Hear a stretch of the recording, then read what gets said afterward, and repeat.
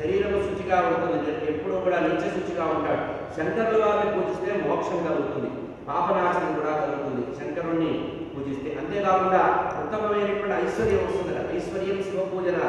శంకరుణ్ణి పూజిస్తే అఖండమైన ఐశ్వర్యం వస్తుందట. అంతేకాకుండా పాప వినాశనం జరుగుతుంది. ఉత్తమమైనటువంటి ఐశ్వర్యం వస్తుందట. మామూలు ఐశ్వర్యం కాదు, అఖండమైన ఐశ్వర్యం రావాలంటే శంకర పూజ చేయాలి. అంతేకాకుండా లోకంలో కీర్తి ప్రతిష్టలు రావాలంటే నిత్యము శివార్చన చేయాలి.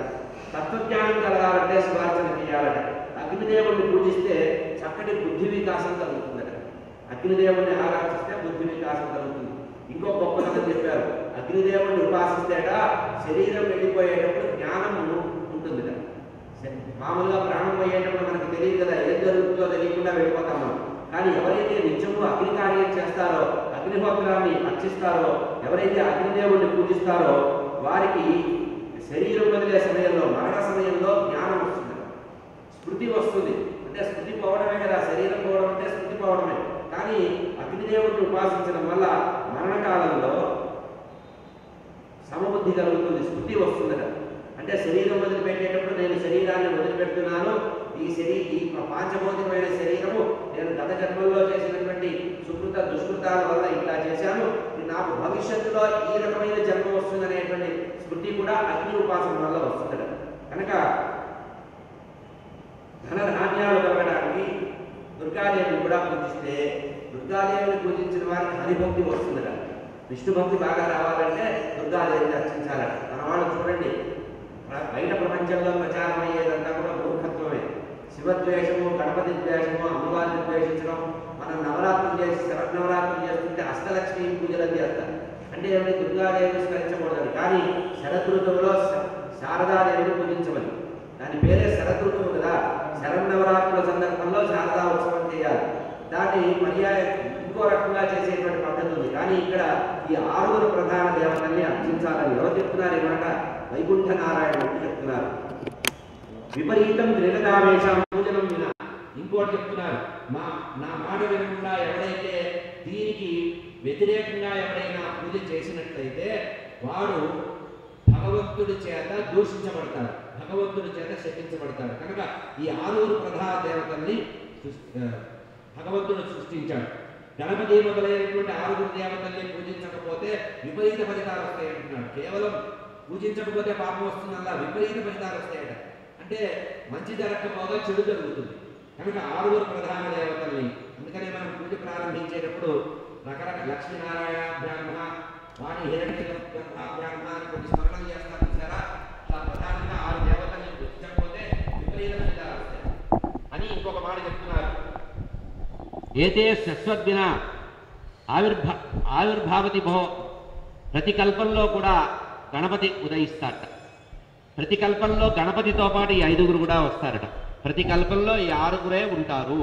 ప్రధానంగా ఏ కల్పమైనా సరే రోజులు మారినాయండి, ఇది కలికాలం అండి, మనం వేరే దేవతలను పెట్టుకుంటామంటే దుకాణం చెల్లదు. ఈ 6 దేవతలనే కలియుగంలో పూజించాలి. ఇంకొక మాట చెప్తున్నారు, ఈ 6 దేవతలే సృష్టికర్తలై నిత్యులుగా ఉంటారు, నిత్య నివాసం పొందుతారట. వీళ్ళకి అవతార సమాప్తులు ఉండవు. ఎవరికి? గణపతికి అవతార సమాప్తి లేదు. అదేవిధంగా సూర్య భగవానుడికి, ఆయన ప్రత్యక్ష నారాయణమూర్తి, ఆయనకి అవతార సమాప్తి లేదు. విష్ణుమూర్తి వైకుంఠంలో నిత్య నివాసం చేస్తాడు. శంకరుడు కైలాసంలో సదా ఉంటాడు సర్వేశ్వరుడిగా. అగ్ని తేజస్సు ఉన్నంత వరకు, వెలుగున్నంత వరకు అగ్ని ఉంటుంది. దుర్గాదేవి జగన్మాత కనుక జగన్మాత కూడా ఉంటుంది. కనుక ఈ 6 నిత్య నివాసులు. సృష్టికిలో పూర్వం ఉంటారు, సృష్టి సమయంలో ఉంటారు, ప్రళయ సమయంలో కూడా ఉంటారు.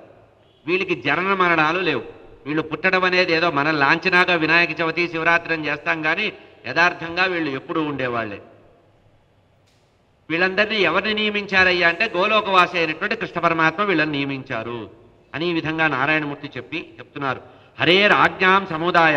ఈ విధంగా నారాయణమూర్తి యొక్క, వైకుంఠవాసి అయిన నారాయణమూర్తి యొక్క ఆజ్ఞ తీసుకొని కైలాసంలో పరమేశ్వరుడి పక్కనే ఉంచుకొని పార్వతీదేవి పుణ్యక వ్రతాన్ని ప్రారంభించింది. ప్రారంభించే ముందు భర్త దగ్గరికి వచ్చి భర్త పాదాలకు నమస్కరించి భర్తకి ఎడంవైపుగా కూర్చుందట అమ్మవారు. నేను పూజ చేస్తున్నా కదా ముందు కూర్చుంటాను అనలేదు. భర్తకి ఎడంవైపు వామాంకంలోనే కూర్చున్నదట. కూర్చొని పుణ్యక వ్రతాన్ని ప్రారంభించింది. శివాజ్ఞతో, శివాజ్ఞ సమాదాయ శివుడి శంకరుడి యొక్క ఆజ్ఞతో శివాని అయినటువంటి అమ్మవారు చక్కటి వాయిద్యాలు వాయిస్తూ ఉంటే మంగళ ద్రవ్యాలన్నీ తీసుకొని వస్తే అమ్మవారు ప్రారంభించిందట. నిన్న మనవి చేసినట్టుగా చక్కగా మంగళ స్నానం చేసింది. చక్కటి కొత్త బియ్యంతో కలశాన్ని మండపారాధన చేసింది. రత్న కలశాన్ని, బంగారు కలశాన్ని, నవరత్నాలతో పొదిగినటువంటి దాన్ని మామిడి ఆకులు ఉంచి ఫలాలు, అక్షతలు, చందనము, అగరు, కస్తూరి, కుంకుమ అందులో వేసి ప్రాణప్రతిష్ఠ చేసింది. అవాహ్య అభీష్టదేవంతం శ్రీకృష్ణం మంగళం ఘటే. ఆ కలశంలో ప్రాణప్రతిష్ఠ చేసిందట. ఎవరిని పిలిచింది? గోలోకవాసైన శ్రీకృష్ణం మంగళం ఘటే. ఆ ఘటములో కలశంలో కృష్ణ పరమాత్మని జలరూపంలో పరమాత్మని ఆవాహన చేసింది.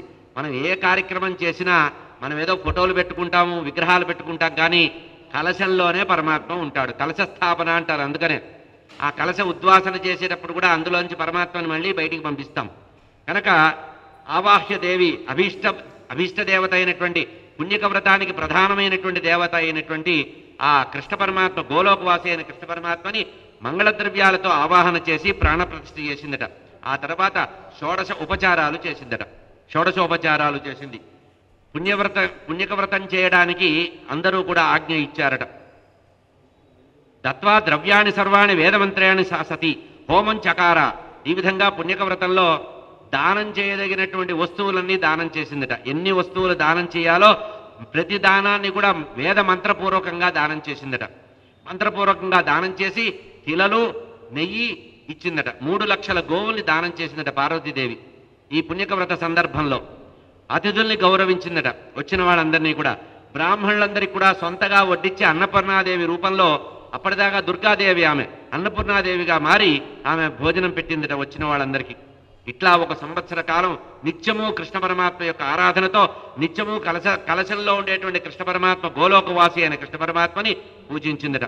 ఇట్లా గడిపేటప్పటికీ 1 సంవత్సరం అయిపోయింది. పుణ్యక వ్రతానికి అవధి సంవత్సర కాలం పూర్తయిన తర్వాత వ్రత సమాప్తి దినం చివరిలో సనత్కుమారుల వారు, ఆ మొత్తం కార్యక్రమానికి యజమాని అయినటువంటి ఆ సనత్కుమారుల వారు, పురోహితుల వారు పార్వతీదేవితో అన్నారు, అమ్మా సువ్రతే, చక్కటి పుణ్యక వ్రతం చేసినటువంటి నీవు మహ్యందేహిత్వం ప్రతి దక్షిణాం, నీ భర్తని నాకు దక్షిణగా ఇవ్వమ్మా అని అడిగింది. ఎవరు?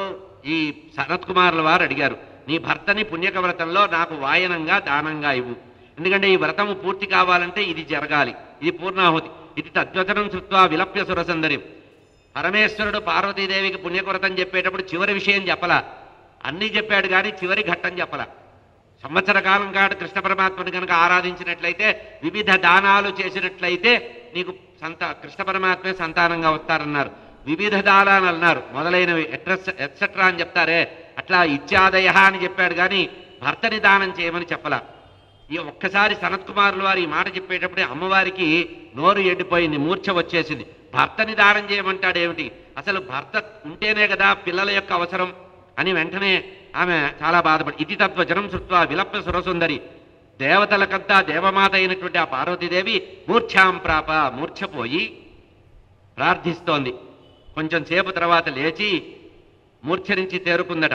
పార్వతీదేవిని పరమేశ్వరుడు ఓదార్చాడు. ఇది వ్రతం నియమం, ఏం చేస్తారు కనుక నా ప్రాణసమురాలివి నువ్వు నన్ను దానం ఇవ్వు అని ఓర్చుకోమంటే, అప్పుడు భర్త చెప్తున్నాడు, మహాదేవుడు పార్వతీదేవితో బుద్ధగిచ్చి చెప్తున్నాడు, ఉత్తిష్ట భద్రే భద్రంతే భవిష్యత్తు నశంసేహ. నీకు దీనివల్ల ఏ ప్రమాదం ఏర్పడదు, నీకు శుభం జరగడానికే ఈ వ్రతం వచ్చింది. సాంప్రతం చేతనం కృత్వ, కొంచెం సావధాన మనస్సుతో చక్కగా సుస్థిరాలై మన వేదంలో చెప్పిన పద్ధతి ప్రకారం దానం చెయ్యాలి. వ్రతం చేసినప్పుడు వ్రతం యొక్క పూర్వ కర్మ అంతా కూడా చెయ్యాలి. కనుక దేవ సంబంధం, పితృ సంబంధమైనటువంటి కార్యక్రమాల్లో దక్షిణ అనేది తప్పకుండా ఇవ్వాలి. ఇంత కార్యక్రమం చేసినందుకు ఆ సనత్కుమారుల వారికి వ్రత దక్షిణ ఇవ్వాలి. సంవత్సరం పాటు నీ కోసం రాత్రింబగళ్ళు నీకు షోడశోపచారాలు చేయడానికి మంత్రాలు చదివాడు. ఆయనకి వ్రత దక్షిణ రూపంలో నువ్వు దక్షిణ ఇవ్వాలి. దక్షిణ ఇవ్వకుండా కనుక కర్మ చేస్తే ఆ కర్మ ఫలం ఇవ్వదు. వెంటనే ఈ పరమేశ్వరుడు ఈ మాట మాట్లాడగానే నారాయణమూర్తి చెప్తున్నారు, రక్షస ధర్మం ధర్మిస్తే. అమ్మా, ధర్మాలకి నిలయం నువ్వే, ధర్మజ్ఞురాలివి, నీ కొత్తగా చెప్పదగిన లేదు. కనుక చెప్పినట్టుగా స్వధర్మ పరిపాలన చేయవలసిందిగా నీ భర్తని దక్షిణగా ఇవ్వవలసింది. వెంటనే బ్రహ్మగారు అన్నారు, యస్యకేన నిమిత్తేన నా ధర్మం పరిరక్షతి ధర్మేనష్టేజ ధర్మజ్ఞే తస్య కర్తా వినశ్యతి. మానవుడు ఏ కారణం చేత అయితే తాను అనుష్ఠిస్తున్నటువంటి ధర్మంలో ధర్మం ప్రకారం ఏం చేయాలో అది చేయకపోతే, ధర్మరక్షణ చేసుకోకపోతే ధర్మ వినాశనం జరుగుతుందమ్మా. చేతులెత్తి నమస్కరిస్తున్నాను, నువ్వు చాలా పెద్దదానివి, నువ్వు పెద్ద ముత్తైదువి, నీకు మేము చెప్పదగింది కాదు. ధర్మదేవత మాట్లాడుతోంది. మాం రక్ష యత్నత. అమ్మా, ఇప్పుడు ఈ ధర్మదేవత నీ అధీనంలో ఉన్నాడు. నువ్వు గనక ఇప్పుడు నన్ను రక్షించకపోతే లోకంలో నాకు కీర్తి ప్రతిష్టలు ఉండవు. కనుక ధర్మరక్షణ చేయి తల్లి, రక్షణ చేయి. అప్పుడు దేవతలందరూ సామూహికంగా అన్నారు, ధర్మం రక్ష మహాసాధ్వి కురు పూర్ణం వ్రతం. అమ్మా, సంవత్సరం నుంచి దీక్షతో వ్రతం చేశావు, నువ్వు పెట్టిన ఆహారం మధురమైన పదార్థాలు సంవత్సరం పూర్తిగా తిన్నాము. ఈ యజ్ఞఫలం నీకు వచ్చేసిన తర్వాత, వ్రతఫలం నీకు వచ్చిన తర్వాత మేము మా స్థానానికి వెళ్తాం, ఆలస్యం చేయకుండా వ్రతాన్ని పూర్తి చేయి తల్లి. ఆ తర్వాత అక్కడ ఉండేటువంటి ఋషులందరూ మాట్లాడుతున్నారు, కృత్వా సాధ్వి పూర్ణహోమం. అమ్మా, పూర్ణాహుతి రూపకంగా ఉండేటువంటి బ్రాహ్మణ దక్షిణ ఇవ్వవలసింది అన్నారు. ఇంత చెప్పిన తర్వాత అమ్మవారు మౌనంగా ఉందిట, బాధపడుతోంది, రోధిస్తోంది. అప్పుడు సనత్కుమారుల వారు చెప్తున్నారు అమ్మవారితో, శివే శివం దేహి మహ్యం. అమ్మా, పరమేశ్వరుని నాకు అర్పించు తల్లి, ఇది కర్మఫలం, కర్మఫలాన్ని వదిలిపెట్టకూడదు, ఎవరు కూడా కర్మఫలాన్ని వదిలిపెట్టకూడదు. కనుక నాకు ఇచ్చేసేయి, నీ భర్తని నాకివ్వు. కనుక పుణ్యక వ్రతం దక్షిణతో కానీ సమాప్తి కాదు. కనుక ఈ పుణ్యక వ్రతం పూర్తి కావాలంటే నువ్వు పతి దక్షిణని ఇవ్వవలసింది, నాకు ఇవ్వమంటే పార్వతీదేవి అంటోంది, కిం కర్మణాత్ మే దేవేశ. అయ్యా, ఈ ఇంతమంది పెద్ద మనుషులు ఇక్కడ కూర్చొని ఇవ్వు ఇవ్వు అంటున్నారు, ఏమిటి ఇచ్చేది? ఏమన్నా వస్తువా? ధనంతో కొనుక్కొచ్చేది ఇచ్చేదా? ఇచ్చిన తర్వాత మళ్ళీ సంపాదించగలిగేదా? కాదు కదా. కనుక భర్తని రక్షించుకోవడానికి, భర్త ద్వారా సంతానం పొందడానికి ఇంత వ్రతం చేస్తుంటే భర్తనిమ్మంటే, భర్త వెళ్ళిపోయిన తర్వాత, భర్త ఎవరికో ఇచ్చేసిన తర్వాత సంతానం ఉంటే అంత, ఊడితే అంత. ఏదైనా ఒక చెట్టు పెరగాలంటే ఆకులకు నీళ్లు పోస్తే సరిపోతుందా? మూలానికి నీళ్లు పోయాలి కదా. కనుక మూలఛేదం చేయమంటున్నారు, మీరు మూలాన్ని తీసి ఇచ్చేయమంటున్నారు. ఆకులు ఏం చేసుకోను, సంతానం ఏం చేసుకోను. కనుక లోకంలో నష్టే ధర్మేచ ధర్మిష్టే స్వామినా కింసుతే. భర్త దగ్గర లేకుండా సహధర్మచారి అంటారు కదా, భర్త దగ్గర లేకుండా సంతానంతో నాకేం పని. కనుక భర్త పుత్రుడి కంటే, సంతానం కంటే భర్త గొప్పవాడు.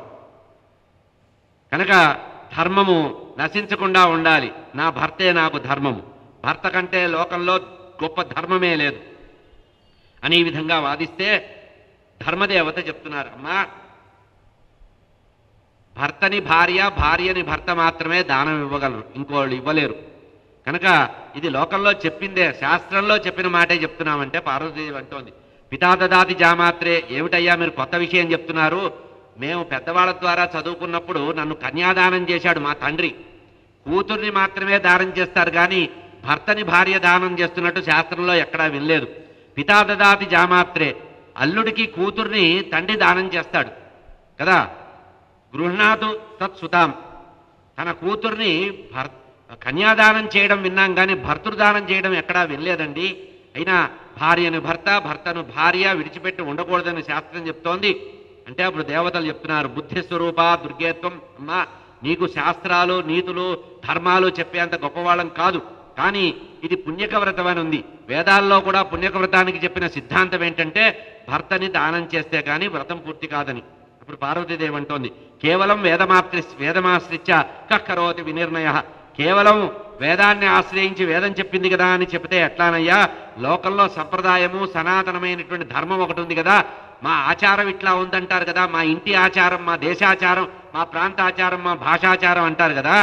కనుక ఇది ఎక్కడా వినని పరిస్థితి కదా. అంటే అప్పుడు బృహస్పతులు వారు చెప్తున్నారు, దేవగురు అయినటువంటి బృహస్పతి చెప్తున్నారు, అమ్మా, పురుషుడు లేకుండా సృష్టి ఎట్లా జరగదో స్త్రీ లేకుండా కూడా సృష్టి అట్లా జరగదు తల్లి.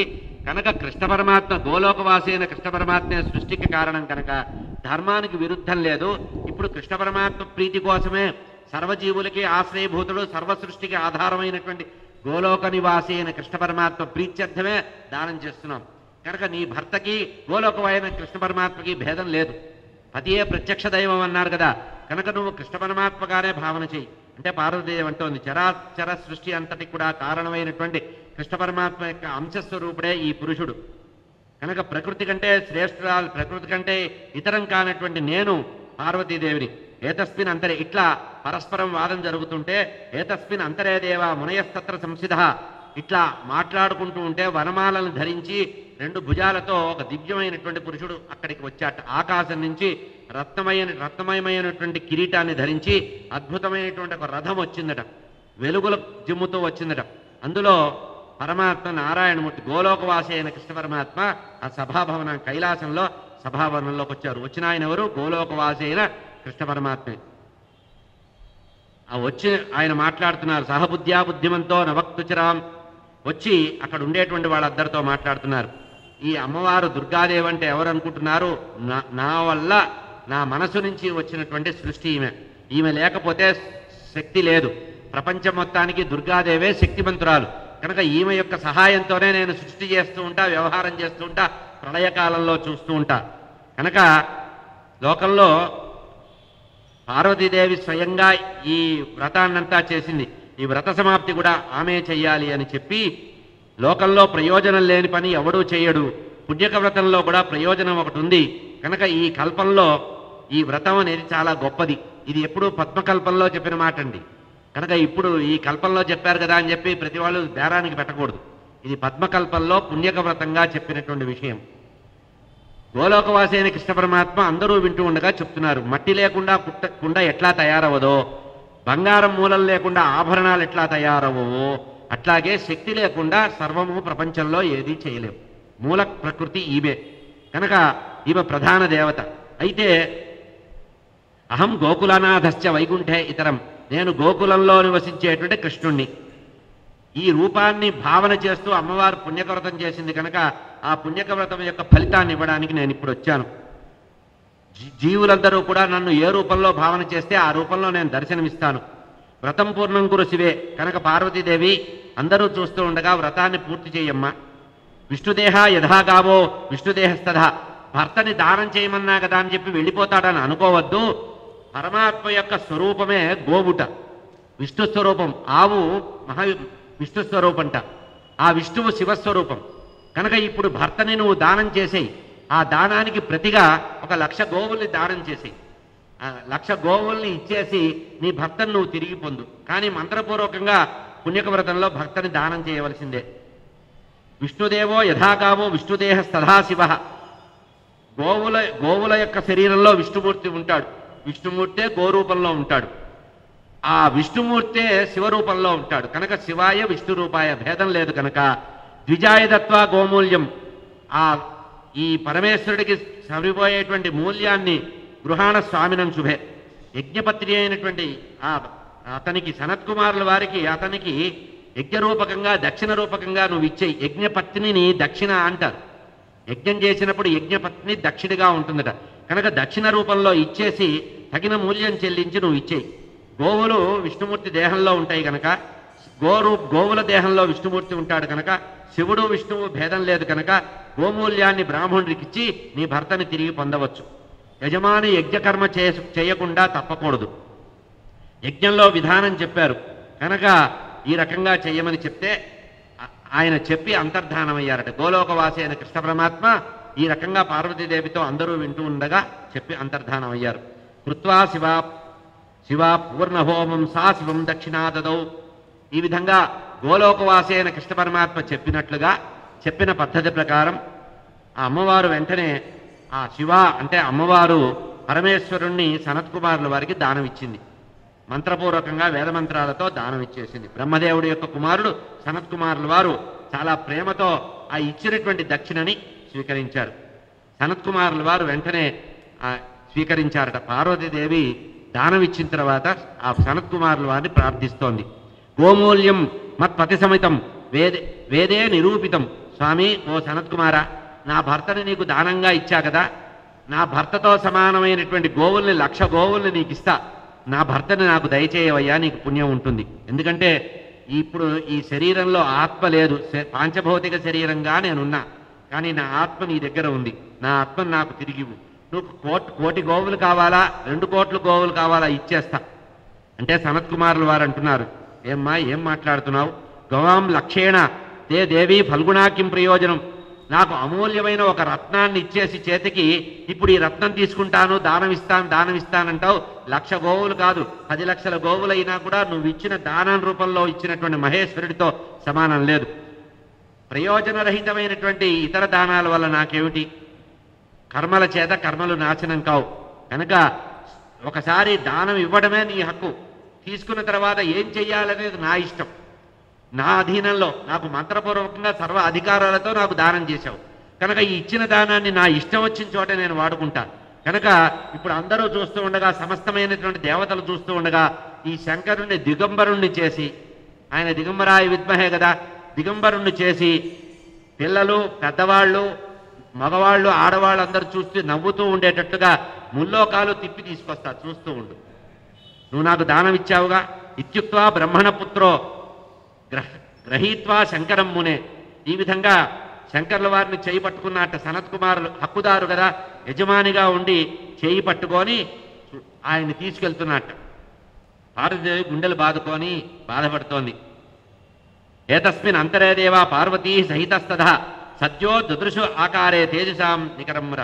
ఈ విధంగా ఎప్పుడైతే పార్వతీదేవి చేత దానం తీసుకున్నటువంటి ఆ సనత్కుమారులు వారు పరమేశ్వరుని చేయి పట్టుకొని ఇతర లోకాలకు తీసుకెళ్తూ వెళదామని ప్రయత్నం చేస్తే ఆకాశం నుంచి అశరీరవాణి మాట్లాడిందట. కోటి సూర్య తేజస్సుతో వెలుగొందేటువంటి ఆ కైలాస అగ్రభాగంలో కనపడిందట, ఒక తేజస్సు కనపడిందట. అందరూ కూడా, దేవతలందరూ కూడా నోరు తెచ్చుకొని చూస్తున్నారు, ఏమిటా ఈ శబ్దమని. విష్ణుమూర్తి చెప్తున్నారు, బ్రహ్మాండాని చ సర్వాణి ఎల్లోక మనిషే. ఈ బ్రహ్మాండమంతా కూడా మహావిరాట్ స్వరూపంగా ఉంది, మహావిరాట్ పురుషుడి యొక్క రోమకూపం నుంచే బ్రహ్మాండాలను వచ్చాయి అని ఆ వచ్చినటువంటి ఆ వెలుగుని స్తోత్రం చేశారు. విష్ణుమూర్తి, బ్రహ్మ అందరూ కూడా స్తుతించారు. ఇట్లా కృష్ణ పరమాత్మని స్తుతిస్తూ ఉంటే, దేవతలందరూ స్తుతిస్తుంటే, అప్పుడు పార్వతీదేవి ఆ వచ్చినటువంటి వెలుగు రూపంలో ఉండేటువంటి గోలోకవాసి అయిన కృష్ణ పరమాత్మని చూసి ఆనందపడి అమ్మవారు కూడా కృష్ణ పరమాత్మని స్తోత్రం చేస్తోంది. కృష్ణ జానాసి మాం భద్రం నాహం త్వాం జ్ఞాతుమీశ్వర కేవా జానంతి వేదజ్ఞా వేదావా వేదకారకా. స్వామి, ఓ కృష్ణ, నీకు నా గురించి తెలుసో లేదో నాకు అర్థం కాలేదు. నేను పార్వతీదేవిని, పరమేశ్వరుడి యొక్క భార్యని. వేదాలు కూడా నీ యొక్క గొప్పతనాన్ని, నీ తత్వాన్ని వివరించలేవు. ఇతరులకెవరికి కూడా నీ మహిమ తెలియదు, నా మహిమ కూడా ఎవరికీ తెలియదు. ఇక్కడ ఉన్న వాళ్ళకి ఎవరికి కూడా నా మహిమ కూడా తెలిసినట్టు లేదు. నా భగవంతుడైనటువంటి పరబ్రహ్మ నిరాకారుడు, నిర్లిప్తుడు, నిర్గుణుడు, సాక్షిభూతుడుగా ఉంటాడు. కనుక కొంతమంది విష్ణుమూర్తి యొక్క రూపంలో సాకారంగా నువ్వు చతుర్భుజుడిగా ఉంటావన్నారు, ఇప్పుడు నువ్వు ద్విభుజుడిగా వచ్చావు అని పరమాత్మని తలుచుకొని శంఖచక్ర గదాపద్మం పీతాంబరధరం ద్విభుజం కమనీయంచ కిశోరం శ్యామసుందరం. ఆ గోలోకవాసి అయిన కృష్ణ పరమాత్మ 2 భుజాలతో వచ్చారట. నిన్న రోజున చెప్పా, ద్విభుజం కమనీయంచ కిశోరం, చిన్న వయసుట, కిశోర వయసు అంటే 5-6 సంవత్సరాల వయసు మధ్యలో ఉండే వయసుని కిశోర వయసు అంటారు. భాగవతం దశమస్కంధం చెప్పింది. కిశోర వయసు అంటే 6 సంవత్సరాల వయసు, అంటే కౌమారానికి ముందు కిశోర వయసు. కిశోరం శ్యామసుందరం, నీలమేఘ శరీరంగా ఉన్నట్ట. శాంతం గోపాంగనాకాంతం రత్నభూషణ భూషితం ఏవం తేజస్వి భక్తానాం సేవితం తత్తేజో బిభ్రతాం దేవానాం తేజసాం పురా అని పరమాత్మని నీ తేజస్సు ధరించే దేవతలందరూ కూడా, బ్రహ్మాది దేవతలందరూ కూడా వెలుగొందుతున్నారు. ఈ తేజోమయమూర్తి అయినటువంటి నీవు నన్ను అనుగ్రహించమని ప్రార్థించింది. ఆ తర్వాత పరమాత్మ అనుగ్రహం ఇచ్చారట. ఇంతసేపు మాట్లాడిన తర్వాత ఆ తేజస్సులో ఉండేటువంటి పరమాత్మ మాట్లాడుతున్నారు. భారతే పార్వతీ స్తోత్రం యశృణోతి సమ్యక్. ఈ స్తోత్రం గోలోకవాసి అయిన కృష్ణ పరమాత్మని పార్వతీదేవి చేసిన స్తోత్రం ఉందండి బ్రహ్మవేత్త పురాణంలో. ఈ స్తోత్రాన్ని కనుక ఎవరైతే నియమనిష్టలతో వింటారో, నిత్యము పారాయణ చేస్తారో, వంశోద్ధారకుడైన పుత్ర సంతానం కలుగుతుందట.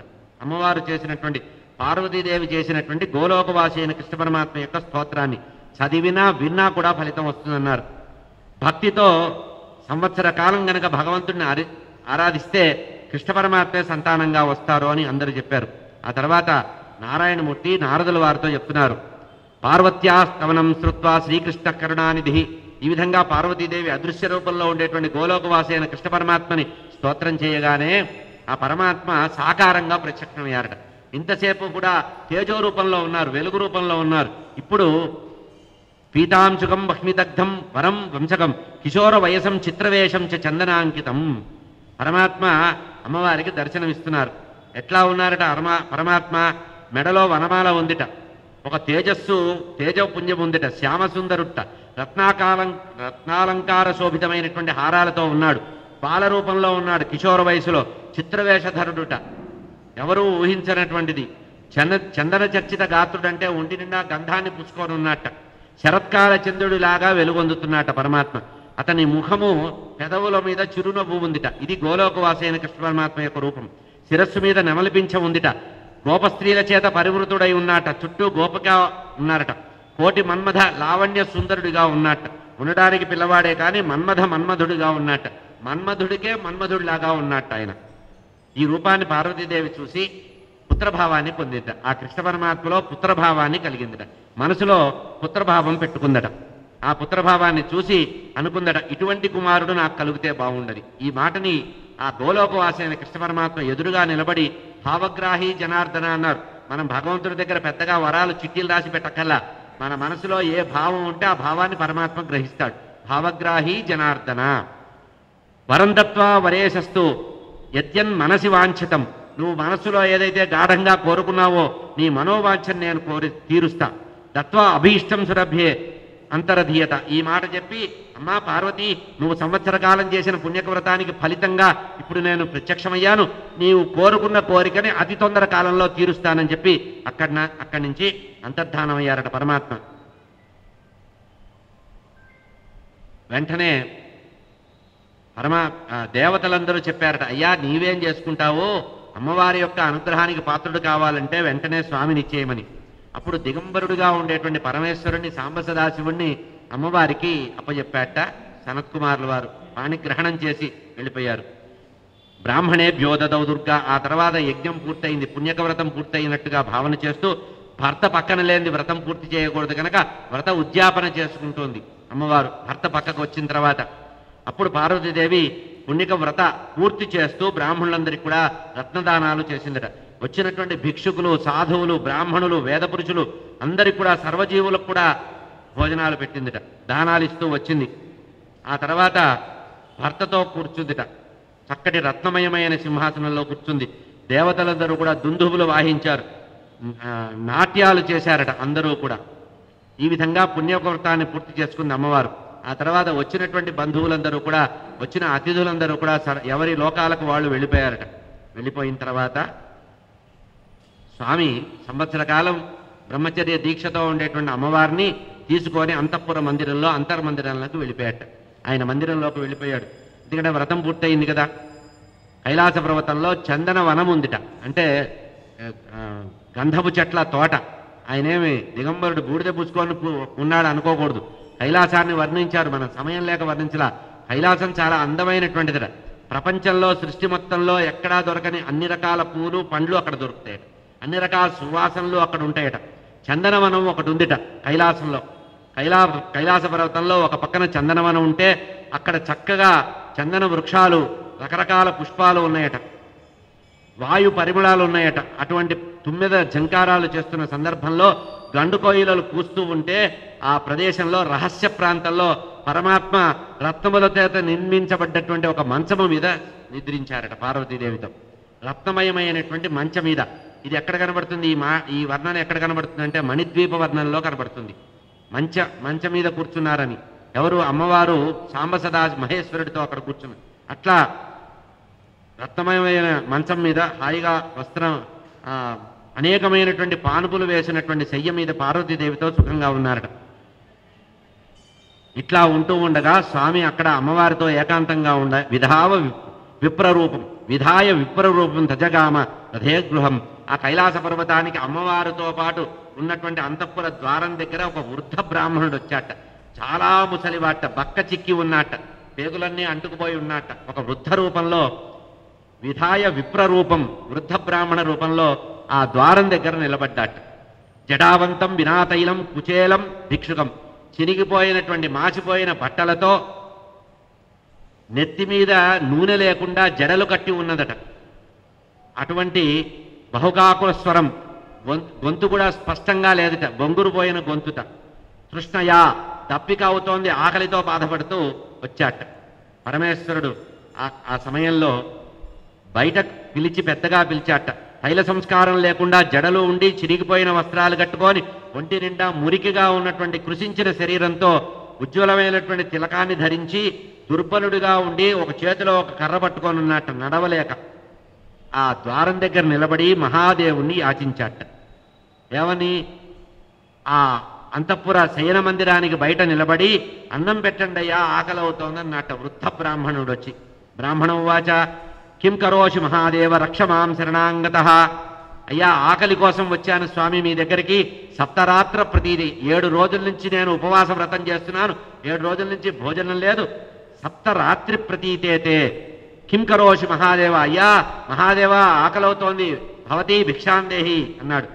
పారణాకాంక్షిణం, 7 రోజులు ఉపవాసం ఉన్నాను, ఆకలి బాగా అయిపోతోంది, దాహం అవుతోంది, ఇప్పుడు పారణం చేయాలంటే ఒక్క పొద్దు వదలాలి.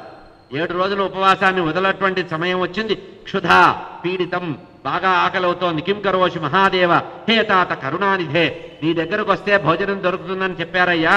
ఇంతకు ముందే అమ్మవారు నీ ధర్మపత్ని లక్షల మందికి భోజనాలు పెట్టిందని చెప్పి మధురమైన పదార్థాలతో బాగా భూరి భోజనాలు పెట్టిందని విని వచ్చాము, నాకు ఆకలి అవుతోంది. మాతరు ఉత్తిష్టమే అన్నం. అమ్మా, అయ్యవారు వినిపించుకోవటం లేదు. తల్లి నువ్వన్నా అన్నం పెట్టు తల్లి అన్నపూర్ణ. మాతరు ఉత్తిష్ట, లే తల్లి లే, నాకు అన్నం కావాలి, నీళ్లు కావాలి. ఇది కాకుస్వరం, మూలుగుగా చెప్పాట. కాకుస్వరం అంటే మూలుగుగా, అంటే మాట్లాడే ఓపిక కూడా లేదు ఆయనకి. ఈ రకంగా 7 రోజుల నుంచి ఉపవాసం ఉన్నానని ఉచ్ఛ్వైస్వరంలో చెబితే ఆ మహాదేవుడు పరిగెత్తుకుంటూ వచ్చాడు బయటికి. భక్తపరాధీనుడు బోళాశంకరుడు కదా, బయటకు వచ్చేశాడు.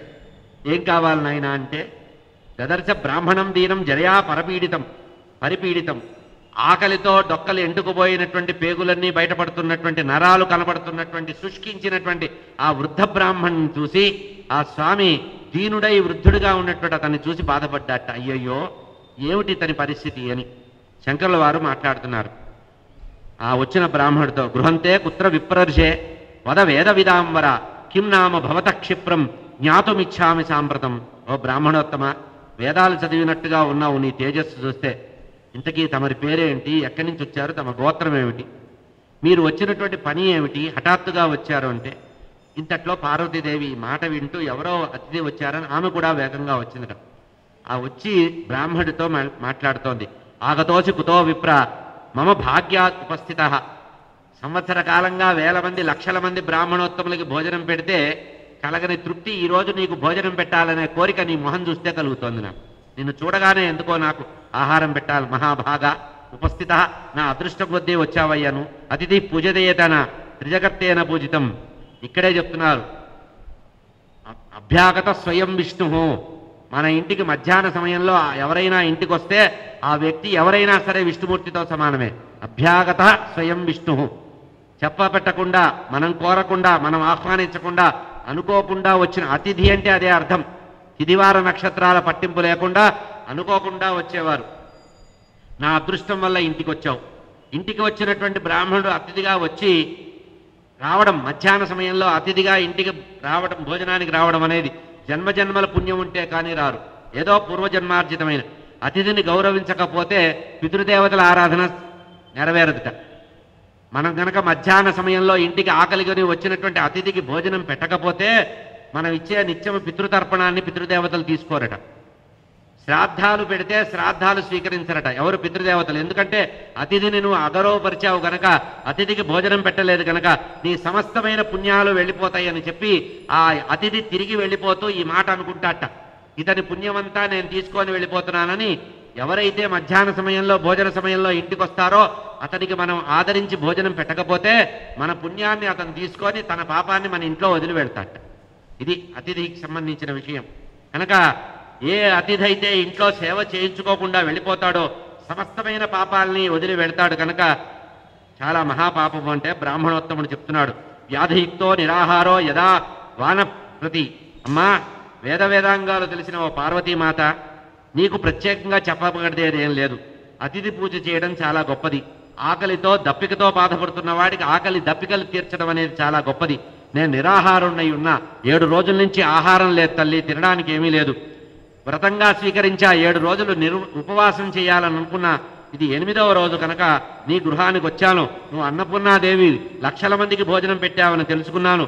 నాకు భోజనం పెట్టమంటే పార్వతీదేవి అంటోంది, భోక్తుమిచ్చామి కిం విప్ర. తప్పకుండా నీకు భోజనం పెడతానయ్యా. అతి దుర్లభమైన భోజనం పెడతా. నువ్వు ఇంతకుముందు ఎప్పుడూ కూడా తిని ఉండవు, ఊహించి ఉండవు, చూసి ఉండవు. అటువంటి అమూల్యమైనటువంటి ఆహార పదార్థం పెడతా. ఎందుకంటే నువ్వు ఆకలితో వచ్చావు. అప్పుడు వచ్చిన బ్రాహ్మణోత్తముడు అంటున్నాడు, వ్రతే సువ్రతయా సర్వమ ఉపహారం సమాహృతం. అమ్మా, నువ్వు చక్కగా పుణ్యక వ్రతం చేశావు, అప్రతిహతంగా అనేక మందికి భోజనాలు పెట్టావు, ఉపహారాలు ఇచ్చావు, బహుమానాలు ఇచ్చారని తెలుసుకొని నీ ఇంట్లో మృష్టానం దొరుకుతుందని వచ్చాను తల్లి. నీ ఇల్లు వెతుక్కుంటూ వచ్చా. నేను నీ కుమారుడితో సమానమమ్మా, నన్ను వేరే భావన చేయవద్దు, నీ పుత్రుడు లాంటి వాడిని కనుక ముందు ఆకలి అవుతోంది తల్లి, నాకు భోజనం పెట్టు అని ఎవరైతే ఆకలి కొన్న వాళ్ళకి భోజనం పెడతారో ఆ భోజనం పెట్టిన వారు తల్లి అవుతారట. పురుషుడైతే తండ్రి అవుతాడు, లేకపోతే తల్లి. యజమానురాలు తల్లి అవుతుంది, యజమానుడు తండ్రి అవుతాడు. కనుక ఆకలి దప్పికలను తీర్చడం చాలా గొప్పది. కనుక ఏం కావాలి అని అడిగావు కనుక చెప్తున్నాను తల్లి, నాకేం కావాలి? హిమాలయ హిమవత్ పర్వతానికి అధిపతి అయినటువంటి ఆ హిమవంతుడి యొక్క కుమార్తెవి పార్వతీదేవి. నిన్ను ఏమడిగినా నువ్వు పెట్టగలవు, కానీ నాకు ఇష్టమైన పదార్థాలు చెప్తా. నాకు పిష్టకం, పిండి పిసికి వండినటువంటి పిండి నలిపి చేసినటువంటి వంటకం కావాలి. చక్కటి గోక్షీరంతో తయారు చేసిన పరమాన్నం కావాలి. బాగా పక్వమైనటువంటి సహజంగా పండినటువంటి పండ్లు కావాలి. ప్రపంచంలో ఆయా దేశాల్లో దొరికేటువంటి పిండి వంటలు ఏవైతే ఉంటాయో అవి కావాలి. బాగా మధురమైనటువంటి చిత్రాన్నం కావాలి. స్వస్తికం అనేటువంటి వంటకం కావాలి. పాలతో చేసిన పదార్థం, చెరుకు పాలతో తయారు చేసిన పదార్థం, ఆవు నెయ్యితో తయారు చేసిన పదార్థం, కొత్త బియ్యంతో తయారు చేసినటువంటి సన్నటి బియ్యంతో ఉండేటువంటి నేతితో కలిపి చేసిన పరమాన్నం నాకు కావాలి. బెల్లంతో తయారు చేసినటువంటి మధుర పదార్థాలు, భక్ష్యాలు కావాలమ్మా. కర్పూరాది సుగంధ ద్రవ్యాలతో కూడిన తాంబూలం నాకు కావాలి. నీ ఇష్టం తల్లి, ఏమిచ్చినా తీసుకుంటాను అన్నాడు. స్వామితే అని ఈ మాట అయినప్పటికీ ఆ బ్రాహ్మణోత్తముణ్ణి అమ్మవారంటోంది, ముల్లోకాలకి కారణభూతుడైనటువంటి ఏ పరబ్రహ్మ అయితే ఉన్నాడో ఆ పరబ్రహ్మ ఈ రోజు నా ఇంటికి అతిథి రూపంలో వచ్చారు. తప్పకుండా నేను సమస్త ఐశ్వర్యాల్ని అందించేటువంటి ఆ బ్రాహ్మణ భోజనం పెడతాను అని చెప్పింది. ఇట్లా చెప్పేసి ఆయన కూర్చోమని చెప్తే ఆ భార్యాభర్త ఇద్దరు రత్నసింహాసనంలో కూర్చున్న పార్వతీ పరమేశ్వరులు అట్లా కూర్చున్నారట. ఆ తర్వాత పరమాత్మ త్రికోటి జన్మాంతరే ప్రాప్నోతి జన్మం మానవం ఆయన చెప్పాట. ఎన్నో జన్మలు ఎత్తితే కానీ మానవ జన్మ రాదుట. ఆ మానవ జన్మలు కూడా కొన్ని కోట్ల జన్మలు ఎత్తిన తర్వాత శివభక్తుడు అవుతాట, ఆ తర్వాత కృష్ణ భక్తుడు అవుతాట. కనుక జన్మజన్మాంతర పుణ్యం ఉంటే కానీ ఇది జరగదని. తస్మాన్ నారాయణే భక్తిం మమాంబికే సదా. ఆ వచ్చినటువంటి వ్యక్తి వృద్ధుడు చెప్తున్నాడు, కృష్ణ భక్తి చాలా గొప్పదమ్మా. నువ్వు కనుక నాకు ఈరోజు అతిథి మర్యాద చేసినట్లయితే నీకు ప్రతి కల్పంలో కూడా కృష్ణ పరమాత్మ నీకు సంతానంగా వస్తాడు. ప్రతి కల్పం, ఒక కల్పం కాదు, ప్రతి కల్పంలో కూడా నీకు కృష్ణ పరమాత్మే గణపతిగా వస్తాడంటే గణపతి కృష్ణ స్వరూపుడు, కృష్ణుడే గణపతిగా మనకు కనబడుతున్నారు. అందుకనే శుక్లాంబరధరం విష్ణుం అనే మనం స్తోత్రం చేసే కారణం. ఇట్లా చెబుతూ అంతర్ధానం అయ్యాట. ఎవరు? ఆ వృద్ధ రూపంలో అమ్మవారి లోపల వంట చేయడానికి వెళ్ళింది. పదార్థాలని తయారు చేసి విస్తరి వడ్డించడానికి ఏర్పాటు చేద్దామని వెళ్ళిందట. వెళ్ళేటప్పటికీ ఆ వృద్ధ రూపంలో ఉండే గోలోకవాసి అయిన కృష్ణ పరమాత్మ అంతర్ధానమయ్యి ఎక్కడికో వెళ్ళలేదట. కృత్వా అంతర్ధానమీశం బాలరూపం విధాయచ. వెంటనే పసిపిల్లివాడి రూపంలో తయారై వీళ్ళ శయన మందిరంలో మంచం మీద పడుకున్నట్టు వెళ్ళి. ఇంతకుముందు వీళ్ళిద్దరూ కూడా పార్వతీ పరమేశ్వరులు ఏ శయన మందిరంలో అయితే పడుకున్నారో ఆ చంద్రవనంలో అంతఃపురంలో ఆ శయన మందిరంలో పడుకున్నట్టు. పార్వతీ తల్పం స్పష్టంగా చెప్పారు. పార్వతీదేవి నిద్రించినటువంటి తల్పం మీద మందిర అభ్యంతర స్థిత, లోపల అంతఃపురంలో పడుకున్నారట. తల్పస్తే శివ ఎక్కడైతే అంతకుముందు పార్వతీదేవితో పాటు పరమేశ్వరుడు ఉండి తన యొక్క తేజస్సును అక్కడ నిక్షిప్తం చేశాడో ఆ తేజస్సులో తాను లయమయ్యాట. బాలరూపంలో ఉండేటువంటి పరబ్రహ్మ. దదర్శ గేహర శిఖరం ప్రసూతే బాలకేమని. చివరికి అంతవరకు శయన మందిరంగా ఉన్నది కాస్త ఇప్పుడు అది పురిటి గదిగా మారిందట. పురిటి గదిగా మార్చేశాడు పరమాత్మ. వృద్ధ బాల రూపంలో ఉండేటువంటి ఆ విధంగా మారిపోయాడు. కోటి చంద్ర ప్రకాశంగా వెలుగొందుతున్నాడు. చక్కటి చెక్కిళ్ళు కలిగి ఉన్నాయట. ఎంతో అందంగా ఉన్నాడు. అమ్మవారు వంటంతా తయారైన తర్వాత వచ్చిన అతిథి కాళ్ళు చేతులు కడుక్కోమని చెప్పడానికి బయటకు వచ్చిందట.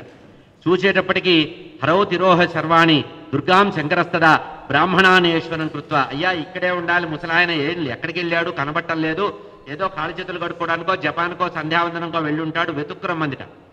శంకర్ల వారు త్రిశూలం పట్టుకొని ఆ వచ్చిన అతిథిని వెతకడానికి బయలుదేరాడు. అన్ని చోట్ల వెతుకుతున్నాడు. కైలాసంలో తానే స్వయంగా వెతుకుతున్నాడు. అంటే అతిథి మర్యాద ఇంకోళ్ళతో చేయించకూడదు, యజమానే చేయాలి. అక్కడ నందీశ్వరుడు, భృంగీశ్వరుడు, ప్రమదగణాలు అన్నీ ఉన్నా స్వామే చేస్తున్నాడు ఈ కార్యాలన్నీ. చూడండి, వెళ్ళి వెతికాట. ఎంత వెతికినా ఆయన కనపడలేదు. అయ్యయ్యో, అతిథి పూజ చేయకుండా, అతిథికి భోజనం పెట్టకుండా పంపించేశామే, మనకి పాపం వస్తుంది. ఇట్లా పాపం వచ్చిన వాళ్ళకి తర్పణాలు చెప్తున్నారు ఇక్కడ. వ్యాస భగవానుడు చెప్తున్నారు ఇందాక చెప్పినట్టుగా, పితరస్తు పిండదానం న తర్పణం న స్వీకృయాత్. ఎవరైతే అతిథి మర్యాద చేయరో, అతిథికి భోజనం పెట్టకుండా పంపించేస్తారో, ఆ వారు ఇచ్చేటువంటి ఆహుతులు కానీ హవ్యకవ్యాలు కానీ స్వీకరించరు. ఏం చెయ్యాలి? యస్య స్మరణమాత్రేన సర్వ విఘ్నో వినశ్యతి. ఈ విధంగా ఉంటే అశరీరవాణి మాట్లాడిందిట. ఆకాశంలో అశరీరవాణి మాట్లాడిందిట. ఎందుకమ్మా బాధపడతావు? ఇంతకుముందు నీ ఇంటికి వచ్చినటువంటి వ్యక్తి ఎవరో కాదు, గోలోకవాసి అయిన కృష్ణ పరమాత్మే. ఎందుకు నువ్వు బాధపడతావు? నువ్వు మీ ఇంట్లోకి వెళ్ళు. ఆ వచ్చిన ముసలాయన ఎక్కడికి అంతర్ధానం కాలేదు. నీ శయన మందిరంలో పుత్రుడిగా నీకు కలిగాడు. ఆ పసిపిల్లవాడిని చూసుకో. త్రస్తా శృత్వా వాణి, అశరీరవాణి మాటలు విని అమ్మవారు పరిగెత్తుకుంటూ లోపలికి వెళ్ళిందట శయన మందిరంలోకి. జగామ స్వాలయం సతీ. ఆ పార్వతీదేవి చూసి దదర్శ బాలం పర్యంకే శయానం సుస్మితం. ఆ పిల్లవాడు ఖాళీ బొటని వేలు నోట్లో పెట్టుకొని అమ్మవారిని చూసి నవ్వుతున్నట్ట. అమ్మవారిని చూసి చిలిపిగా నవ్వుతున్నట్ట. సస్మితం పశ్యంతం గేహశిఖరం శరశ్చంద్ర ప్రభం. కోటి చంద్రులు ఒకేసారిగా ఉన్నట్టుగా కాంతిగా వెలుగొందుతున్నటువంటి ఆ పరమాత్మని చూసి అమ్మవారు చాలా ఆశ్చర్యపోయిందిట. అప్పుడు వెంటనే ఆ పిల్లవాడు, అంతవరకు నవ్వుతున్న పిల్లవాడు కాస్త ఉమేది శబ్దం కుర్వంతి రుదంతం, పాలు కావాలన్నట్టుగా ఉమాని ఏడ్చాట. అమ్మవారిని పిల్లలు ఏడ్చినప్పుడు ఆ శబ్దాన్ని భావన చేస్తే పసిపిల్లల యొక్క భావనలో ఉమా శబ్దం ఉంటుందట. మనం ఆ శబ్దాన్ని అర్థం చేసుకోం. అంటే పిల్లలు భగవంతుడి యొక్క స్వరూపం అంటారు కదా, ఉమాని శబ్దం చేశాట ఆ శిశువు. రుదంతం పెద్ద పెట్టిన ఏడవడం మొదలుపెట్టాట. ఎందుకు? తల్లి దగ్గర పాలు తాగాలని. అమ్మవారు ఆశ్చర్యపోయింది. వెంటనే పిల్లవాడిని దగ్గరికి తీసుకుంది, మళ్ళీ మంచం మీద పడుకోబెట్టింది. వెంటనే భర్త గుర్తొచ్చాడు. ఈ మొత్తం ఫలానికి కారణం భర్తే కనుక తనని స్మరించింది. గృహమాగచ్చ సర్వస్వం తపసాం ఫలదాయక కల్పే కల్పే ధ్యాయసి యం తం పశ్య ఆగత్య మందిరం. యుగయుగాలు ఏ పరమాత్మ అయితే అవతరిస్తారన్నారో ఆ పరబ్రహ్మ గోలోకవాసి అయిన కృష్ణ పరమాత్మ మనం చేసినటువంటి పుణ్యకవ్రత ఫలంగా మన ఇంట్లో సంతానంగా కలిగారు. శీఘ్రం పుత్రముఖత. ఒక్కసారి వచ్చి పిల్లవాడి ముఖం చూడవయ్యా, నీకే అర్థమవుతుందంటే శంకరుడు కూడా వేగంగా త్రిశూలం పక్కకు బారేసి వచ్చేసాట. ఆ పిల్లవాడిని ఒళ్ళో తీసుకున్నట్ట, ముద్దు పెట్టుకున్నట్ట. పరమాత్మ శిశువుల్ని ప్రేమించినటువంటి పరిస్థితి ఎప్పుడూ కూడా మనం గమనించాల. పార్వత్యా వచనం శృత్వా శివ సంపృష్టమానస దదర్శతల్పే స్వస్థం. ఆ పురిటి మంచం మీద ఉన్నటువంటి పరబ్రహ్మని గణపతిని చూసి అమ్మవారు ఆనందపడింది, శంకరుల వారు కూడా ఆనందపడ్డారట. ఈ విధంగా సంతోషంతో అమ్మవారు ఆనందపడిపోయింది. పార్వతీదేవితో పాటు పరిపూర్ణుడుగా ఉన్నట్ట. ఆ పిల్లవాడిని చూసి పరమేశ్వరుడు అంటున్నాడు, పూర్ణవేవ సనాతనం. నువ్వు పిల్లవాడివి కాదయ్యా, పసిపిల్లవాడిగా కనబడుతున్నావు, సనాతనుడివి. ఆదిమధ్యాంతరహితుడైనటువంటి నీవు సర్వకాల సర్వావస్థల్లో యథా మనోదరిద్ర్య, దరిద్రంతో కొట్టుబిట్టాడేటువంటి వాడికి ధనధాన్య రాశి వస్తే ఎంత సంతోషం కలుగుతుందో, నాకు దరిద్రుడికి ధన సంపద వచ్చినట్టుగా ఈరోజు నీ వల్ల తృప్తి కలిగిందని పార్వతీదేవి సమక్షంలో పరమేశ్వరుడు ఆ పిల్లవాడితో అంటున్నాడు. ఆనందం కలిగిందిట. ఒళ్ళో కూర్చోబెట్టుకున్నాడు. పార్వతీదేవి ఒళ్ళో కొంతసేపు కూర్చోబెట్టుకొని భర్తకి ఇచ్చిందట. పరమాత్మ కూడా ఆ పిల్లవాడిని పూజ చేస్తున్నాడు. అప్పుడు ఆ ఆనందంతో ముద్దాడుతున్నాడు. నారాయణ ఉవాచ. ఇతనికి నారద యోగిందుల వారికి నారాయణమూర్తి చెప్తున్నారండి. తౌ దంపతి బహిర్గత్వ. ఇట్లా చూసి వెంటనే ఆ పిల్లవాడిని తీసుకొని బయటకు వచ్చారు. పిల్లవాడిని తీసుకొని బయటకు వచ్చారు. అదే సమయానికి ఆకాశం నుంచి దేవతలు వచ్చారు. ఎవరొచ్చారు? ధర్మదేవత, సూర్యశ్చ సూర్య భగవానుడు, ఇంద్రుడు, శక్రశ్చ, దేవాశ్చ ఇతర దేవతలు, మునయస్తథా గంధర్వ సర్వదా దేవ్యో దుర్దానం క్రమేపిచ. ఈ విధంగా ఆ పిల్లవాడిని చూడ్డానికి తారాగణం అంతా వచ్చింది. తాతగారైనటువంటి హిమవంతుడు వచ్చాడు. అమ్మమ్మ అయినటువంటి మేనాదేవి వచ్చింది. లక్షల కొద్దీ కానుకలు తీసుకొని వచ్చారట. మహావిష్ణువు వచ్చాట.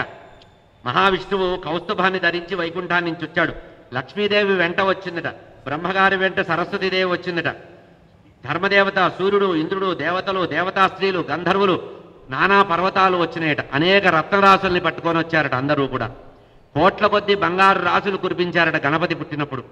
సరస్వతీదేవి గణపతి పుట్టిన కారణంగా మణులు వజ్రకవచంతో ఉండేటువంటి ఒక పెద్ద ఆభరణం తెచ్చిందట. ఒక్కొక్క దేవతలు ఒక్కొక్క రకంగా అతన్ని ఆశీర్వదించడం ప్రారంభించారు. మొట్టమొదటిగా విష్ణుమూర్తి ఆ బాలగణపతిని ఆశీర్వదిస్తున్నారు. శివేన తుల్యం జ్ఞానంచ పరమాయుష్య బాలక పరాక్రమే మయాతుల్యం సర్వ. ముందు విష్ణుమూర్తి ఆశీర్వదించాడు పిల్లవాడిని ఎత్తుకొని. శంకరుడితో సమానమైనటువంటి బలము, జ్ఞానము, ఐశ్వర్యం కలిగి ఉంటావు. నాతో సమానమైన పరాక్రమం కలిగి ఉంటుంది నీకు. కనుక నువ్వు నా సమానంగా మీ తండ్రి అయినటువంటి శంకరుడితో సమానంగా ఉంటావు. లోకంలో అందరి చేత కూడా సర్వసిద్ధులు కలగడానికి నిన్ను పూజిస్తారు. తర్వాత బ్రహ్మగారు అంటున్నారు, యశసాతే జగత్పూర్వం సర్వపూజ్యో భవాంచితం. ఇది మొదలు ఓ గణపతి, నిన్ను దేవతలందరూ కూడా సమస్తమైనటువంటి జీవులు కూడా మొట్టమొదట నిన్నే పూజిస్తారు. ఆదౌ పూజ్యో గణాధిప. ఆ తర్వాత ధర్మదేవత అన్నది, అయ్యా నాలాగానే ధర్మ మార్గంలో ఉంటావు. గణపతిని ఉపాసించిన వారికి ధర్మ మార్గం ఉంటుందటండి. కనుక గణపతిలో ధర్మ మార్గం ఉంది. సర్వజ్ఞుడు అవుతావు, దయగలవాడి అవుతావు, హరిభక్తుడు అవుతావు. మహాదేవుడు శంకర్ల వారు ఆ పిల్లవాడిని ఒళ్ళో కూర్చోబెట్టుకొని దాతాభవ, ఆయన మహాదాతవైతావు, లోకంలో అందరికంటే గొప్ప దాతవైతావు, మయాతుల్యో నాలాంటి దాతవైతావు అన్నాడు. హరిభక్తశ్చ విష్ణుభక్తుడిగా అవుతావు, బుద్ధిమంతుడు అవుతావు, విద్యావంతుడు అవుతావు. ఆ తర్వాత లక్ష్మీదేవి వచ్చి ఒక మాట చెప్పిందండి. మామూలుగా మనకుండేటువంటి గణపతి రూపాల్లో లక్ష్మీ గణపతిని ఉపాసిస్తాను చూసారా? లక్ష్మీ గణపతి అంటే ఆయన భార్య అని కాదు. ఇక్కడ శ్లోకంలో ప్రమాణం చెప్పారు. లక్ష్మీరువాచ మమ స్థితస్య గేహేతే దేహే భవతు శాశ్వతి. ఏ ఇంట్లో అయితే గణపతిని పూజ చేసి విగ్రహాన్ని ఉంచుతారో ఆ ఇంట్లో నీ రూపం నీలో నేను ఉంటాను అని. అంటే గణపతిని పూజించి నిత్యము గణపతికి ఒక గరిక సమర్పిస్తే, 2 గరిక పోతలు సమర్పిస్తే వారు అనంతమైనటువంటి అఖండమైన ఐశ్వర్యవంతులు అవుతారు. కనుక లక్ష్మీ గణపతి అంటే ఇది. నేను నీ శరీరంలో ఉంటాను అంటే విడిగా లక్ష్మీదేవి ఉంటుందని కాదు, ఆయనలోనే లక్ష్మీదేవి ఉంటుంది. నువ్వు ఉన్న చోట శాశ్వతంగా నేను నివసిస్తాను. సరస్వతీదేవి చెప్పిందట, నిన్ను ఎవరైతే ఆరాధిస్తారో వారికి కవితాశక్తి వస్తుంది, వాక్శక్తి వస్తుంది, ధారణాశక్తి వస్తుంది, బుద్ధిశక్తి వస్తుందన్నారు. సావిత్రీదేవి అందట, ఎవరైతే గణపతిని ఉపాసిస్తారో వారికి వేదం బాగా వస్తుందన్నారు. ఆ తర్వాత తాతగారైనటువంటి హిమవంతుడు వచ్చాట, కృష్ణతుల్యోభవ, గోలోకవాసి అయిన కృష్ణ పరమాత్మతో సమానంగా ఉంటావు అన్నది. ఆ తర్వాత అమ్మమ్మ వచ్చింది, మేనాదేవి వచ్చి గాంభీర్యంలో సముద్రవంతుడు వాడైతావు, మీ తాతగారు ఎంత ఉన్నతుడో హిమవంతుడు అంత ఉన్నతుడు అవుతావు నాయన అని. ఈ విధంగా సమస్తమైనటువంటి దేవతలు కూడా ఆ బాలగణపతిని స్తోత్రం చేశారు, ఆశీర్వదించారు. దీనికి ఫలశ్రుతి చెప్తున్నారు వ్యాస భగవానుడు. ఎవరైతే గణపతికి సంబంధించినటువంటి ఈ బ్రహ్మవేత్త పురాణంలో గణేశ ఖండంలో ఉండేటువంటి గణపతి యొక్క వ్రత కథ, జనన కథని వింటారో, అపుత్రో లభతే పుత్రో పుత్రం అధనో లభతే ధనం. సంతానం లేని వారికి సంతానము, ధనం లేని వారికి ధనము, దయాస్వభావం లేని వారికి దయ, విఘ్నాలు ఉన్న వారికి విఘ్నాలు తొలగిపోవడం అన్నీ జరుగుతాయి. కనుక ఈ గణేశ జన్మ వృత్తాంతం చాలా గొప్పదన్నారు. రేపటి రోజున గణపతికి సంబంధించిన మరో వైభవాన్ని వివరిస్తా. స్వస్తి ప్రజాభ్య పరిపాలయంతాం న్యాయేన మార్గేణ మహిం మహిషా. అదే మరి ఎందుకు చెప్పారు ఆత్మన్నారు ఇప్పుడు చెప్తా. మీరు ఆపమన్నారేమో నా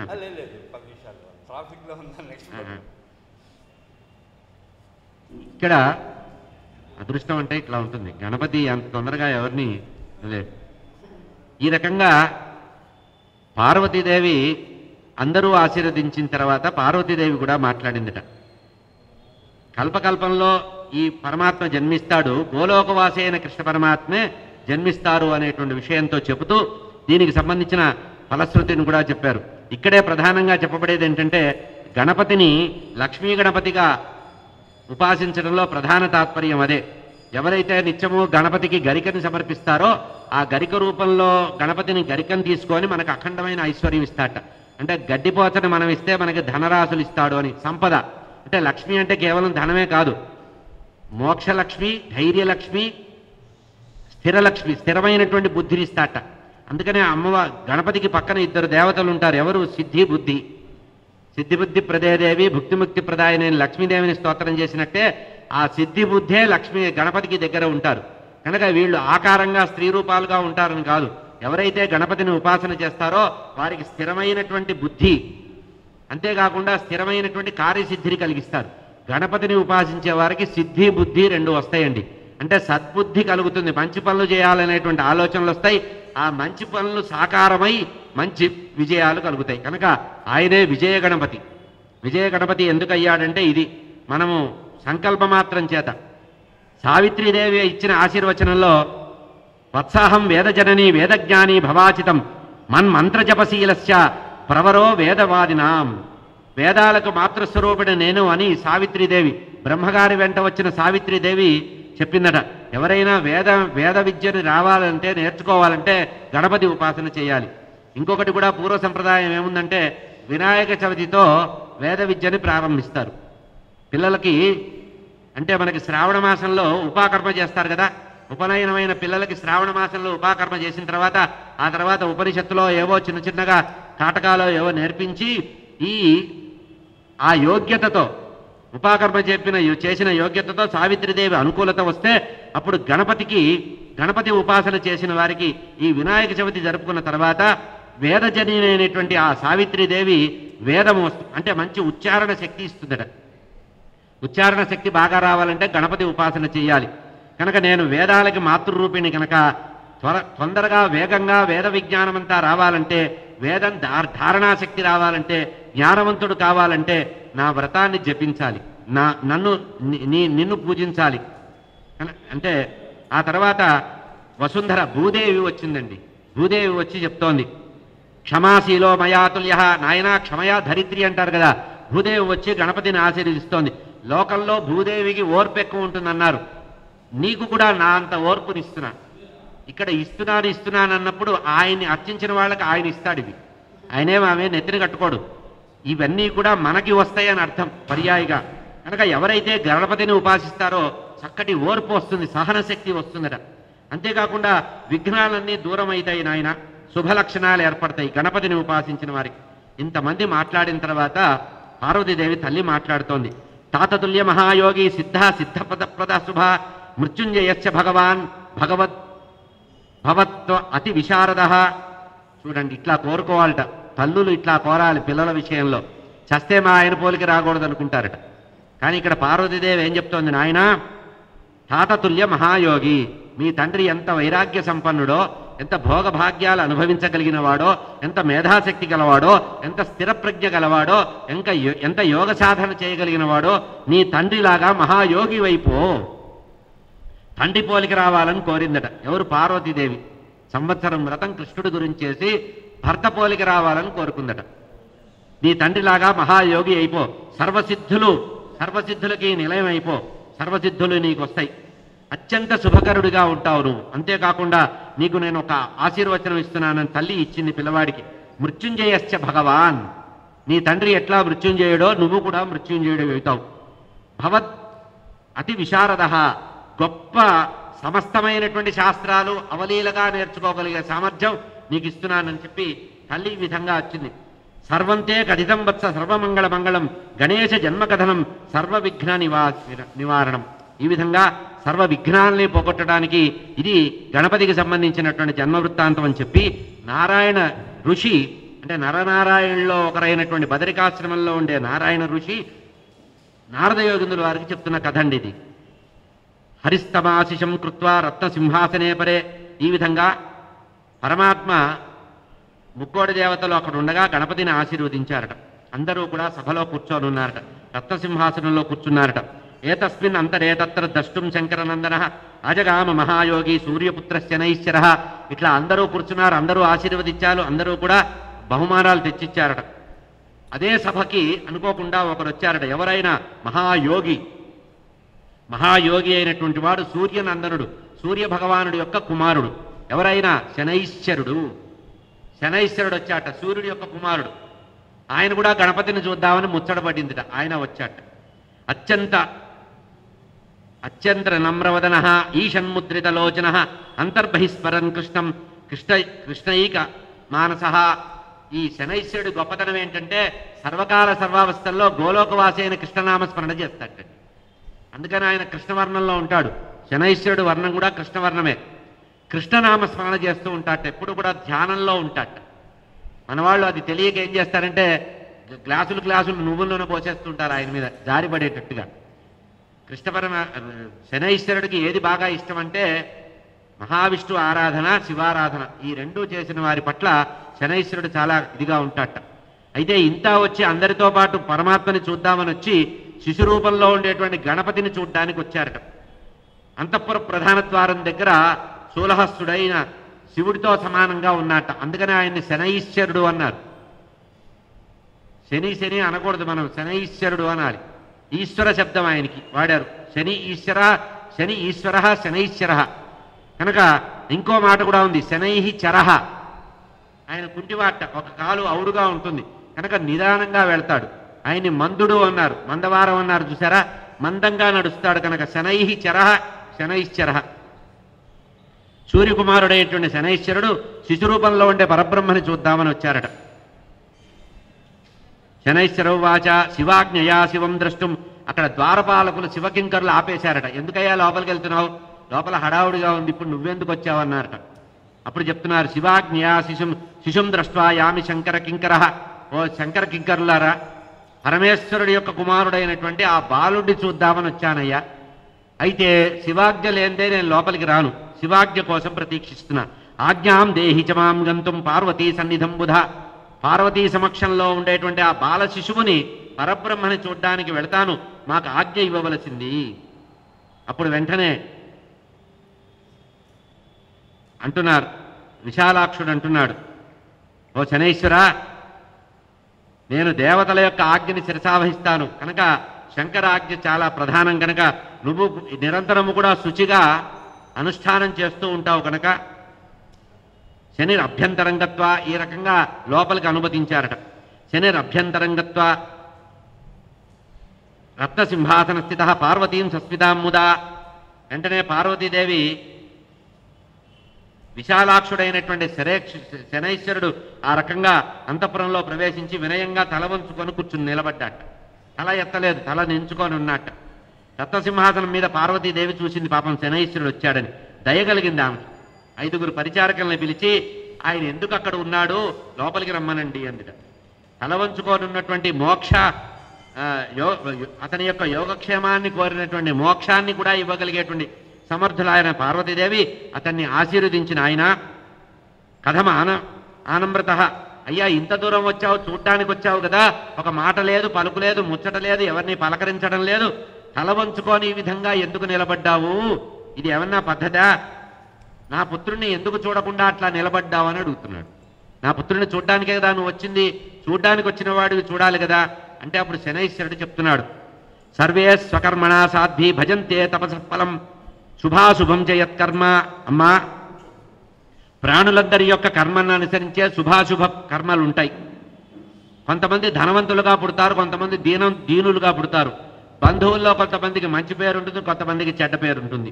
అదేవిధంగా కర్మ ప్రభావం చేత మంచి భార్య, మంచి సంతానము, మంచి సమాజము, చెడు సమాజము, చెడు భార్య, చెడు సంతానం వస్తారు.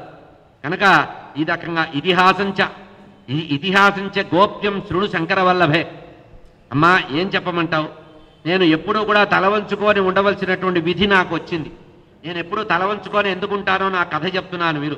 ఇది చాలా రహస్యమైన తల్లి, మాతృస్వరూపుడు రానివి కనుక నీ ఎదురుగా నేను దాచకుండా యథార్థం చెప్తున్నాను తల్లి. నేను సిగ్గుపడి తల వంచుకోవడానికి కారణం ఉంది. నేను కృష్ణ పరమాత్మ మీద అచంచలమైనటువంటి భక్తి విశ్వాసాలు ఉండేవాడిని. పరమాత్మని నిరంతరము తపస్సు ద్వారా సాధ్యం పొందేవాడిని. విషయవాంఛలు లేవు నాకు. కనుక నా తండ్రి సూర్య భగవానుడు చిత్రరథుడు పుత్రికనిచ్చి నాకు వివాహం చేశారు అని తన కథనంతా చెప్పుకున్నాడు. నా భార్య మంచి వయసులో ఉండి ఋతుస్నాత అయి నా దగ్గరికి వచ్చింది. నేను నిరంతరము కూడా కృష్ణారాధన చేస్తూ జపంలో ఉంటూ అనుష్ఠానంలో తల వంచుకొని ఉన్నా. నన్ను పిలిచి పలకరించకుండా నేను నా భార్య అందగత్తె కాపురానికి వస్తే ఆమెని ప్రేమించి దగ్గరికి తీసుకొని అనురాగం లేకుండా చిత్రరథుడి యొక్క కుమార్తె అయినటువంటి నా భార్యని నేను కామమోహితుడు కాకుండా అదే రకంగా ఉంటే అప్పుడు నన్ను శపించారట. ఏమని, నువ్వు నన్ను చూడలేదు గనక నువ్వు చూసిన వాడికి తలదెగి పడుతుందని శపించారట. ఈ కారణం చేత అమ్మా నేను ఏ వస్తువును చూసినా ఆ వస్తువు నశిస్తుందని నన్ను బాధించారు కనుక నేను అప్పటి నుంచి ఎవరిని కూడా నేరుగా చూడలేకపోతున్నా. ఈ శాపం వల్లనే నాకు ఈ సమస్య వచ్చింది తల్లి. అందుకని ఇంత దూరం వచ్చాను కానీ నేను తల ఎత్తి చూడలేకపోతున్నా. ఈ విధంగా అనేటప్పటికీ అక్కడ ఉండే వాళ్ళందరూ పెద్దగా నవ్వారటండి. పార్వతీదేవి యొక్క సఖులందరూ నవ్వారట. ఇది దానికి సంబంధించిన శిరపతనానికి సంబంధించిన నారాయణ ఋషి చెప్తున్నాడు. దుర్గా తద్వతనం ధృత్వా సస్మరామ హరీశ్వరం ఈశ్వరేచ్ఛా వశీభూతం జగదే ఏక. నాయన పార్వతీదేవి ఆ శనైశ్వరుడు చెప్పిన మాటలు విని పరమాత్మని గోలోకవాసైన కృష్ణ పరమాత్మను తలుచుకొని ఈ ప్రపంచమంతా కూడా ఈశ్వరాధీనంగా ఉంటుంది. మనం ఏదో అనుకుంటే జరిగేవి కావు, అంతా కూడా భగవంతుడి ఇచ్ఛాపూర్వకంగా జరుగుతుంది. దైవవశంగా కార్యాలన్నీ జరుగుతాయి. కార్యకారణ సంబంధం అనేది ఒకటి ఉంటుంది. ఎవరు ఏం చేసినా కార్యం లేదు. కనుక నా కుమారుణ్ణి శనైశ్వరుడు చూస్తే సమస్య నిజంగా వచ్చేటట్టుంటే పర్వాలేదు, ఈశ్వరాజ్ఞ. ఈశ్వరాజ్ఞ లేకపోతే వాడు ఇక్కడికి రాడు, వాడు చూడాలని కోరిక ఉండదు. అయినప్పటికీ కూడా జాగ్రత్తగా ఉంటున్నాడు. అయినా సరే చూడు నాయన, తప్పకుండా చూడు, ఏమి ఇబ్బంది లేదు. పార్వత్యాం వచనాం చుత్వా శనేర్మేనే హృదాస్వయం పశ్యామి కిం న పశ్యామి పార్వతీ సుతమహ్యహో. ఈ విధంగా శనైశ్వరుడు మనసులో అనుకున్నట్ట, అమ్మవారే చూడమంటోంది, ఇప్పుడు నేను ఈ పిల్లవాడిని చూడాలా చూడకూడదా? ఇంకా భయపడుతున్నాడు, బాధపడుతున్నాడు. నేను ఈ శిశువుని కనుక చూస్తే తప్పకుండా ఈ పిల్లవాడికి ఆపద జరుగుతుంది. ఇది పెద్ద గంభీరమైన శాపం, పతివ్రత యొక్క శాపం. నేను చూడకపోతే పార్వతీదేవి చూపిస్తుంది, చూస్తే ఈ పిల్లవాడికి ప్రమాదం జరుగుతుంది. ఇప్పుడు నేను ఏం చెయ్యాలి? చూడాలా చూడకూడదా? ఆత్మరక్షణ చేసుకోవడం చాలా మంచిది అని భావించి ఏమీ లేకుండా అట్లాగే ఉన్నాడు. ధర్మదేవతని సాక్ష్యంగా ఉంచుకొని ఆ ధర్మదేవతను పిలిచాట శనైశ్వరుడు. అయ్యా ధర్మదేవత, నువ్వే సాక్ష్యము, అమ్మవారు చూడమంది కనుక అమ్మవారి మాట మీద బలవంతం మీద చూస్తున్నా, ఏం జరిగినా నువ్వే సాక్ష్యం అని అన్నట్ట. పార్వతీదేవిని దాటి ఆ పిల్లవాడిని చూడ్డానికి వెళ్ళాట. తన కళ్ళతో ఆ శిశువు యొక్క ముఖాన్ని చూశాట శనైశ్వరుడు. శనైశ్చ దృష్టి మాత్రేణ చిన్నే వైమస్తకే మునే చక్షురున్మీలయాతస్థౌ నమ్రాననః శని. ఎప్పుడైతే అనుకున్నంతా జరిగింది, వద్దు వద్దని ఎంత చెప్పినప్పటికి కూడా బలవంతంగా అమ్మవారు చూడమంటే, ఎప్పుడైతే శనైశ్వరుడు తేరిపారా ఆ పిల్లవాడిని చూశాడో ఆ పిల్లవాడి యొక్క శిరస్సు తెగిపోయి నేల మీద పడిందిట.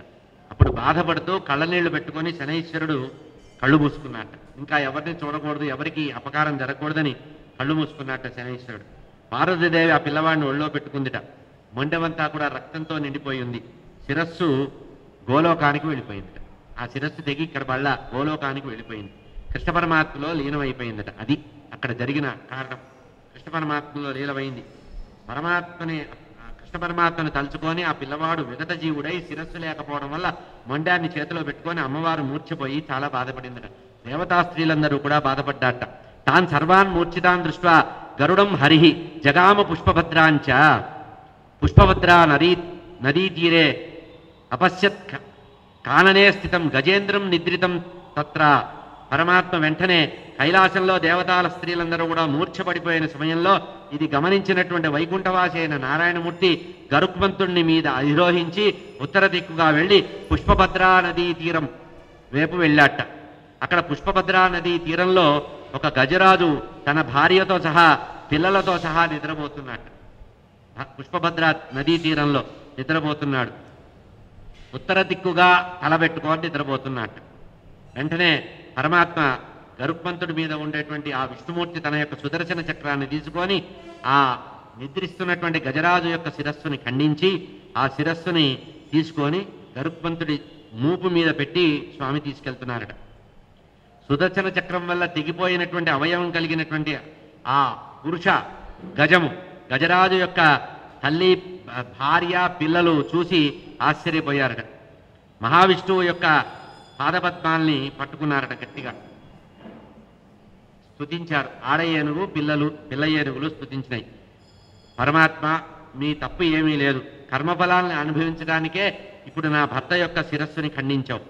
కర్మఫలం కారణంగానే ఇది జరిగింది కనుక లోకంలో కర్మని ఎవడూ తప్పించలేడు. ఎంతటి వాడైనా సరే కర్మఫలాన్ని, ఇది భోగమైనా కష్టమైనా అనుభవించవలసిందే కనుక, కానీ నీ యొక్క అనుగ్రహం మాకు కావాలి. భగవంతుడు సంతోషిస్తే ప్రతిదీ జరుగుతుంది కనుక జరిగేటువంటి కర్మని అనుభవించడానికి మేము సిద్ధంగా ఉన్నాం. కానీ మాకు వరం ఇవ్వవలసింది. ఈ ఏనుకి ఏం వరం ఇస్తున్నావో చెప్పమంటే అప్పుడు గజరాజు శరీరాన్ని బ్రహ్మజ్ఞానంతో ఆ కల్పకల్ప పర్యంతం కూడా ఈ శిరస్సు పూజించబడుతుంది. ఇప్పుడు నేను ఏ శిరస్సునైతే తీసుకెళ్తున్నానో అది జగత్పూజ్యం అవుతుంది. మీ దగ్గర ఉంటే ఏముంటుందో ఏమీ లేదు. కనుక ఈ శిరస్సుని నేను శాశ్వతంగా లోకంలో పూజింపబడేటట్లుగా కల్పపర్యంతం ఒక కల్పం పాటు ఈ గజ శిరస్సు స్వామి శిరస్సుగా ఉంటుంది మొండెం మీద. కనుక కల్పపర్యంతం ఆహృత్య పార్వతీ హస్తాబ్జాం కృత్వా స్వపక్షిత.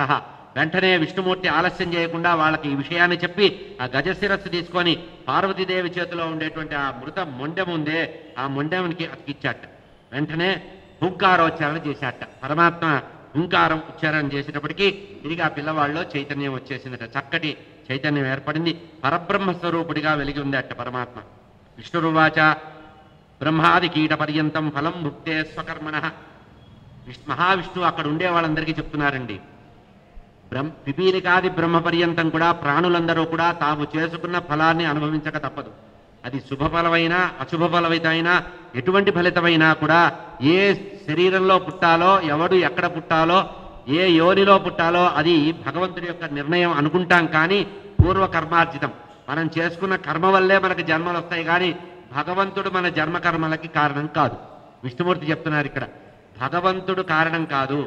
మనం చేసుకున్న కర్మవాసనల వల్లనే పుణ్యకర్మ అయితే పుణ్యజన్మ, పాపకర్మ అయితే పాపజన్మ వస్తుంది. కనుక ఇంద్రుడంతటి వాడు కూడా కీటకంగా పుట్టవలసినటువంటి సందర్భం వచ్చింది. విష్ణుమూర్తి చెప్తున్నారండి. అదేవిధంగా పూర్వజన్మంలో చేసుకున్న అదృష్టం కానీ దురదృష్టం కానీ కావచ్చు. ఇంద్రుడంతటి వాడు స్వర్గాన్ని పరిపాలించే ఇంద్ర భగవానుడు కూడా ఒక కీటకంగా జన్మించవలసిన పరిస్థితి వచ్చింది. కనుక పూర్వజన్మార్జితమైనటువంటి ఫలితము ఎవడైనా అనుభవించాలి. లోకంలో ఒక వ్యక్తి యొక్క ప్రాణం ఎంత గొప్పదైనప్పటికీ కూడా ఆ ప్రాణిని సంహరించడానికి శాపరూపకంగా అతనికి ఏదైనా ఒక శాపం ఉంటే, ఏదైనా ఒక పాపము పూర్వకర్మం ఉంటే చిన్న జీవి కూడా ఆ పెద్ద జీవిని సంహరించగలదు. ఏనుగు అంత పెద్ద జీవిని కూడా ఒక చిన్న దోమ సంహరించగలదు. కుంజరయూధము దోమ కుత్తుక సొచ్చనన్నారు కదా. కనుక విష్ణుమూర్తి చెప్తున్నారు, కర్మోప అర్జన యోగం సుకర్మలు కానీ దుష్టకర్మలు కానీ ఉంటాయి. కనుక మహా గొప్ప ఏనుగు కూడా చిన్న దోమ చేత సంహరించబడుతుంది. అదేవిధంగా సింహం కూడా ఒక ఈగని సంహరించలేదు.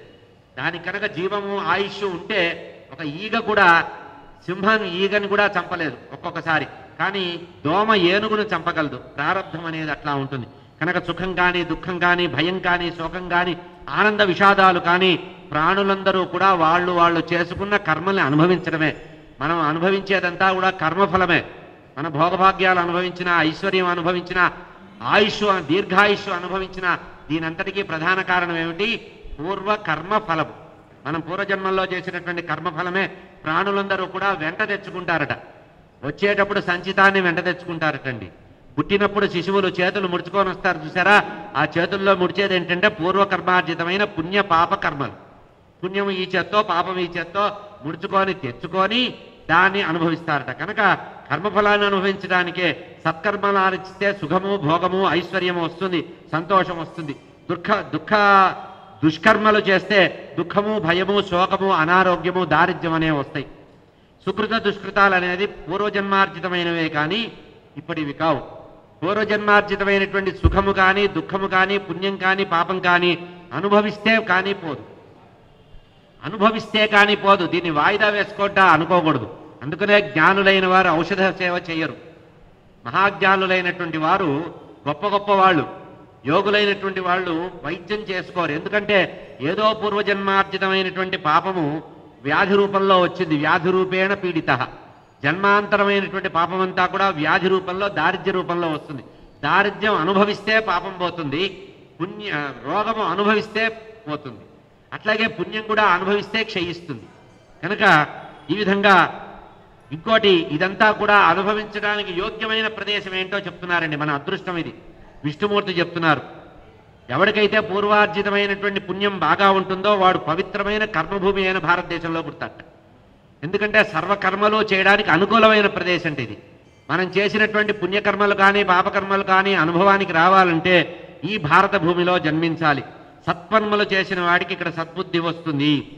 ప్రాణులు చేసేటువంటి కర్మలన్నీ కూడా సృష్టికి కారణం అవుతుంది. కనుక ఇప్పుడు మనం ఒక జన్మ పొందుతున్నామంటే ఆ జన్మ పొందడానికి ప్రధాన కారణం మనము పూర్వం చేసినటువంటి కర్మే. కనుక జన్మ కర్మలు అవినాభావాలు. జన్మకర్మచ మే విద్ధి అని భగవద్గీతలో పరమాత్మ చెప్పాడు. జన్మకర్మలన్నీ నిర్ణయించబడ్డాయి అని.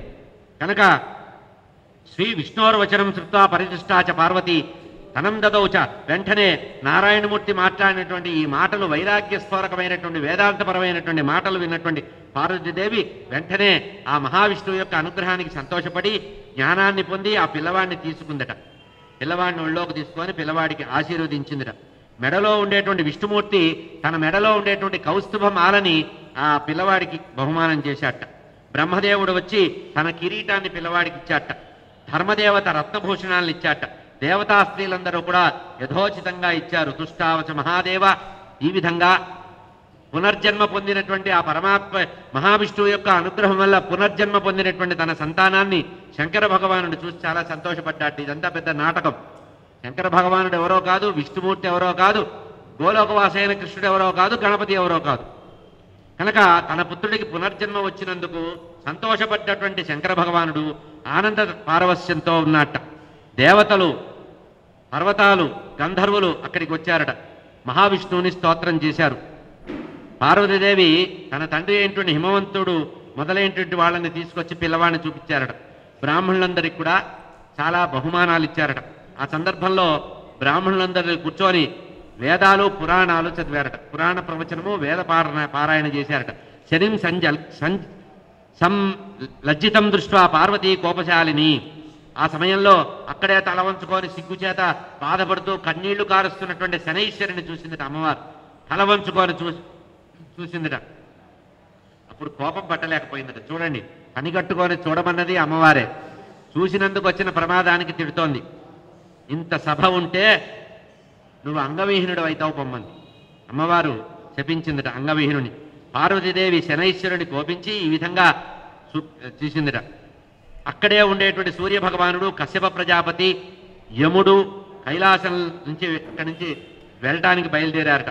అంగవిహీనుడి కమ్మనంటే వికలాంగుడి కమ్మని శపించింది అమ్మవారు. శపించిన కారణంగా పార్వతీదేవి యొక్క శాప కారణంగా అంగవిహీనుడు అయ్యాడు. అంటే కొంచెం కాలు వంకరగా ఉండటం జరిగింది.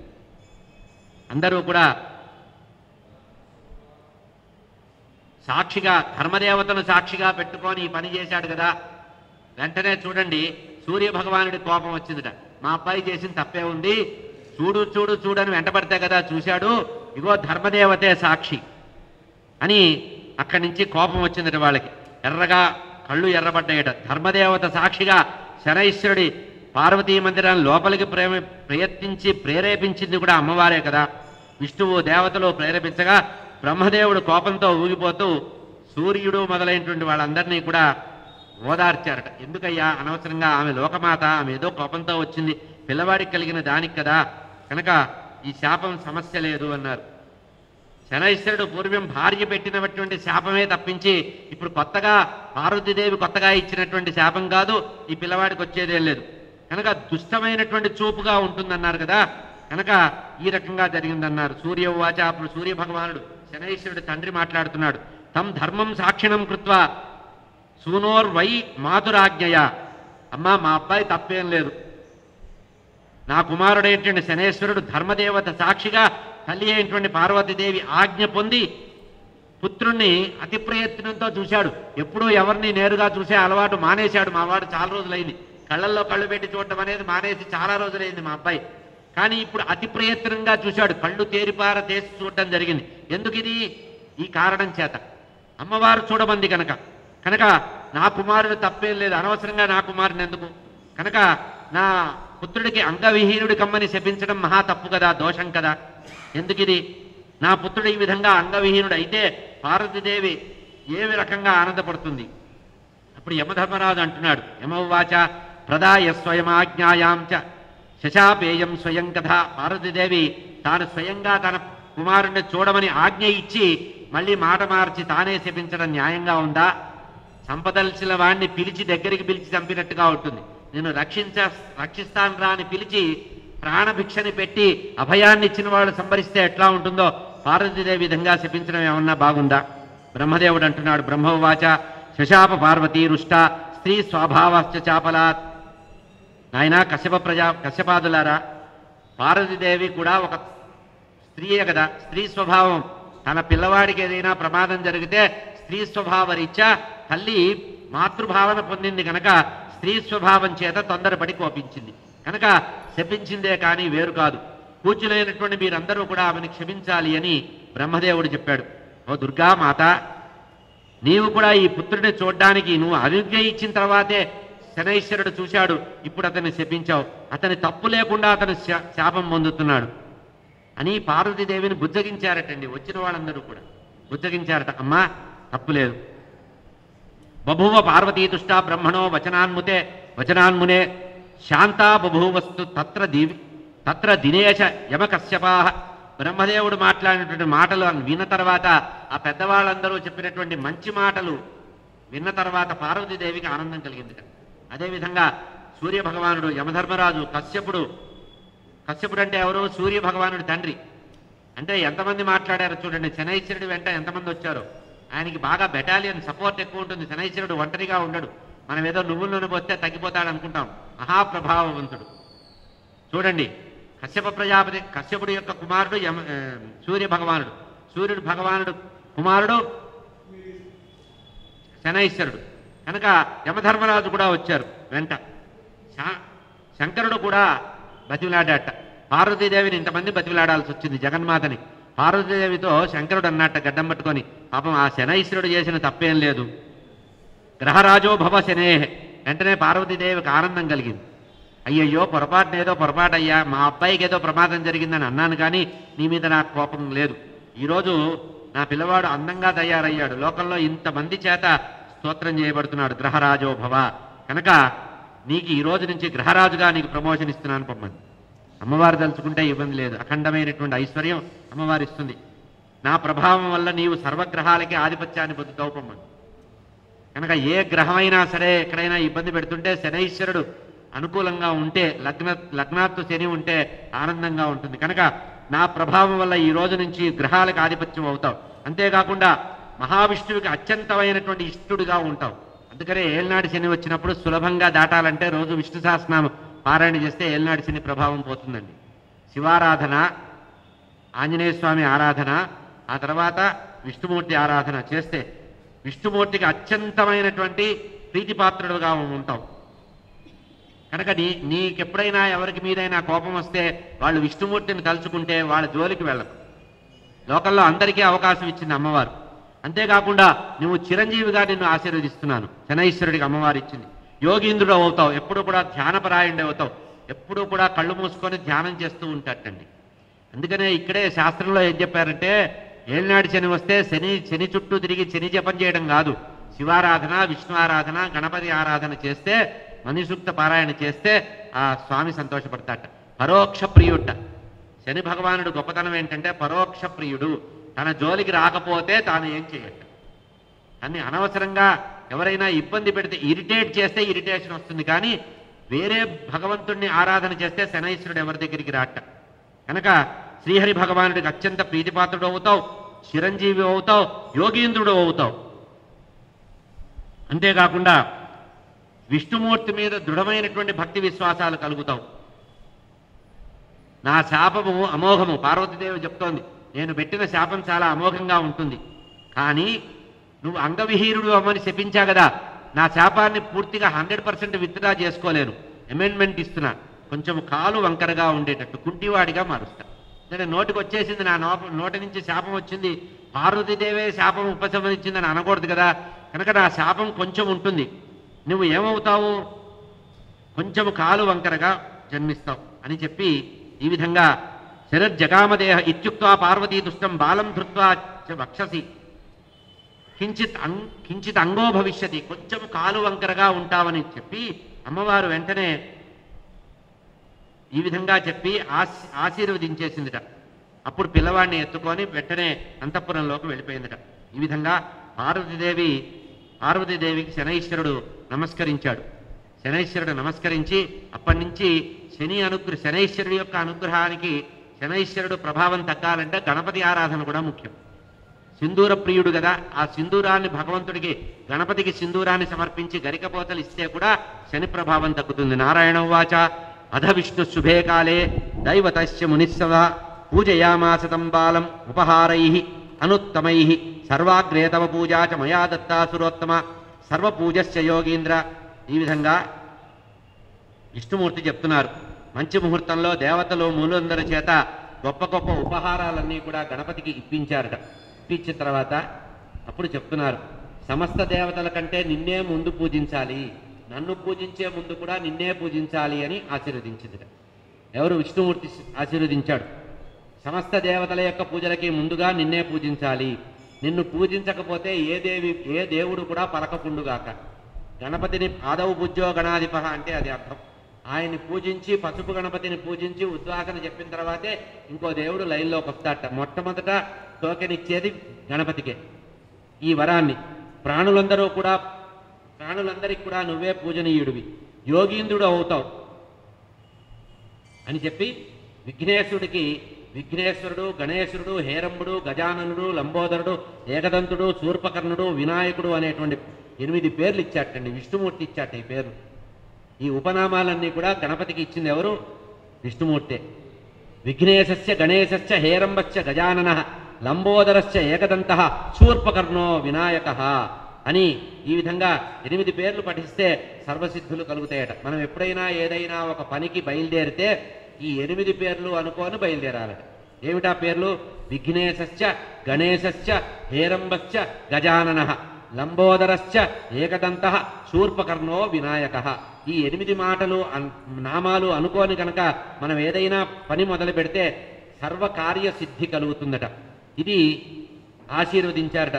సిద్ధాసనం దదౌ ధర్మస్థన్నై బ్రహ్మాకమలం. ధర్మదేవత ఆ పరమాత్మకి గణపతికి ఆ ధర్మదేవత సిద్ధాసనాన్ని ఇచ్చిందట. పరమాత్మ మరిగుద్దుగా కూర్చుంటారు చూసారా? మరిగుద్దుగా కూర్చోడానికి కారణం సిద్ధాసనంట. బ్రహ్మదేవుడు కమండలం ఇచ్చాట. గణపతి చేతిలో ఉండేటువంటి వస్తువులు పరిసరాలు ఎవరెవరేమిచ్చారో చెప్తున్నారు. ధర్మదేవత సిద్ధాసనాన్ని ఇచ్చారట, బ్రహ్మదేవుడు కమండలాన్ని ఇచ్చాట, శంకరుడు యోగ పట్టాన్ని ఇచ్చాట, తత్వజ్ఞానాన్ని ఇచ్చాట, దేవేంద్రుడు రత్నసింహాసనం ఇచ్చాట, సూర్యదేవుడు మణిమయమైనటువంటి కుండలాలు ఇచ్చాట. గణపతికి ఉండే కుండలాలు సూర్య భగవానుడు ఇచ్చాట. చంద్రుడు మాణిక్యాన్ని ఇచ్చాట, మాణిక్యమాల. కుబేరుడు కిరీటాన్ని ఇచ్చాట. అగ్నిదేవుడు చక్కటి శుభ్రమైనటువంటి పసుపు వస్త్రం ఇచ్చాట. ఎన్ని వస్త్రాలున్నా పరమాత్మకి గణపతికి కృష్ణ పరమాత్మ లాగానే ఆయన పరమాత్మ పసుపు వస్త్రం ధరిస్తాడు. వరుణదేవుడు రత్నమయమైనటువంటి గొడుగు ఇచ్చాట. అందుకనే మనం వినాయక చవితికి గొడుగు తప్పకుండా స్వామికి పెడతాం. వాయుదేవుడు రత్నాల ఉంగరాన్ని ఇచ్చాట. లక్ష్మీదేవి పాలసముద్రం నుంచి ఉద్భవించినటువంటి రత్న కంకణాన్ని కాలికి అందగా ఇచ్చినట. కాలికి పెద్ద కంకణం ఉంటుంది గణపతికి, కాలికి కంకణం, అది లక్ష్మీదేవి ఇచ్చిందట. దండకడియాల్ని కూడా ఇచ్చిందట స్వామి. సావిత్రీదేవి కంఠాభరణం ఇచ్చిందట. భారతీదేవి రత్నమాల ఇచ్చిందట. సమస్త దేవతా స్త్రీలందరూ కూడా నానాభరణ భూషితుడిని చేశారట. యక్షులు, గంధర్వులు, భూదేవి గణపతికి అనేకమైనటువంటి స్తోత్రాలు చేశారట, నాట్యాలు చేశారట. భూదేవి ప్రత్యేకంగా తన సమీపంలో ఉండేటువంటి ఒక మూషకాన్ని, ఒక ఎలికని, అనింజుడు అనేటువంటి పేరు ఉన్న భూమి బొరియల్లో ఉంటుంది కదా, భూదేవి తీసుకొచ్చి మూషకాన్ని ఇచ్చిందట. గణపతికి మూషకాన్ని ఇచ్చింది భూదేవి. పానకం పరమాత్మకి ఇష్టంట. పేలాలు బాగా ఇష్టమంట. అటుకులు బాగా ఇష్టం. అందుకనే మనం అటుకులు, బెల్లం ముక్కలు కూడా వినాయక చవితి రోజు నైవేద్యం పెడతాం. పేలాలు, అటుకులు, లడ్డూలు, కూరగాయలతో తయారు చేసిన అనేకమైనటువంటి కూరగాయలతో తయారు చేసిన ఆహారం ఇష్టమట. అంటే వెజిటేబుల్ పలావ్ లాంటిది అనమాట. అన్ని కూరగాయలతో ఉండేటువంటి పదార్థం ఇష్టమట, పిండి వంటలతో పాటు. ఇట్లా అంతేకాకుండా ఖర్జూర ఫలం చాలా ఇష్టమట, వెలగపండు చాలా ఇష్టమట, మామిడి పండు, పనసపండు ఈ పరమాత్మకి బాగా ఇష్టం. నారికేళం కూడా గణపతికి చాలా ఇష్టమట. హిమవంతుడు అనేక మంది పరిచారకుల్ని స్వామికి సమర్పించడం జరిగిందిట. అనంతర కథ రేపటి రోజున మనం చేస్తాం. స్వస్తి ప్రజాభ్య పరిపాలయంతాం న్యాయేన మార్గేణ మహిమయీ చ గోబ్రాహ్మణేభ్యః శుభమస్తు నిత్యం. లోకాః సమస్తాః సుఖినో భవంతు. కాలే వర్షతు పర్జన్య పృథివీ సస్యశాలిని. దేశోऽयं క్షోభరహితः బ్రాహ్మణాः సంతు నిర్భయాः. అపుత్రాः పుత్రిణः సంతు పుత్రిణः సంతు పౌత్రిణः.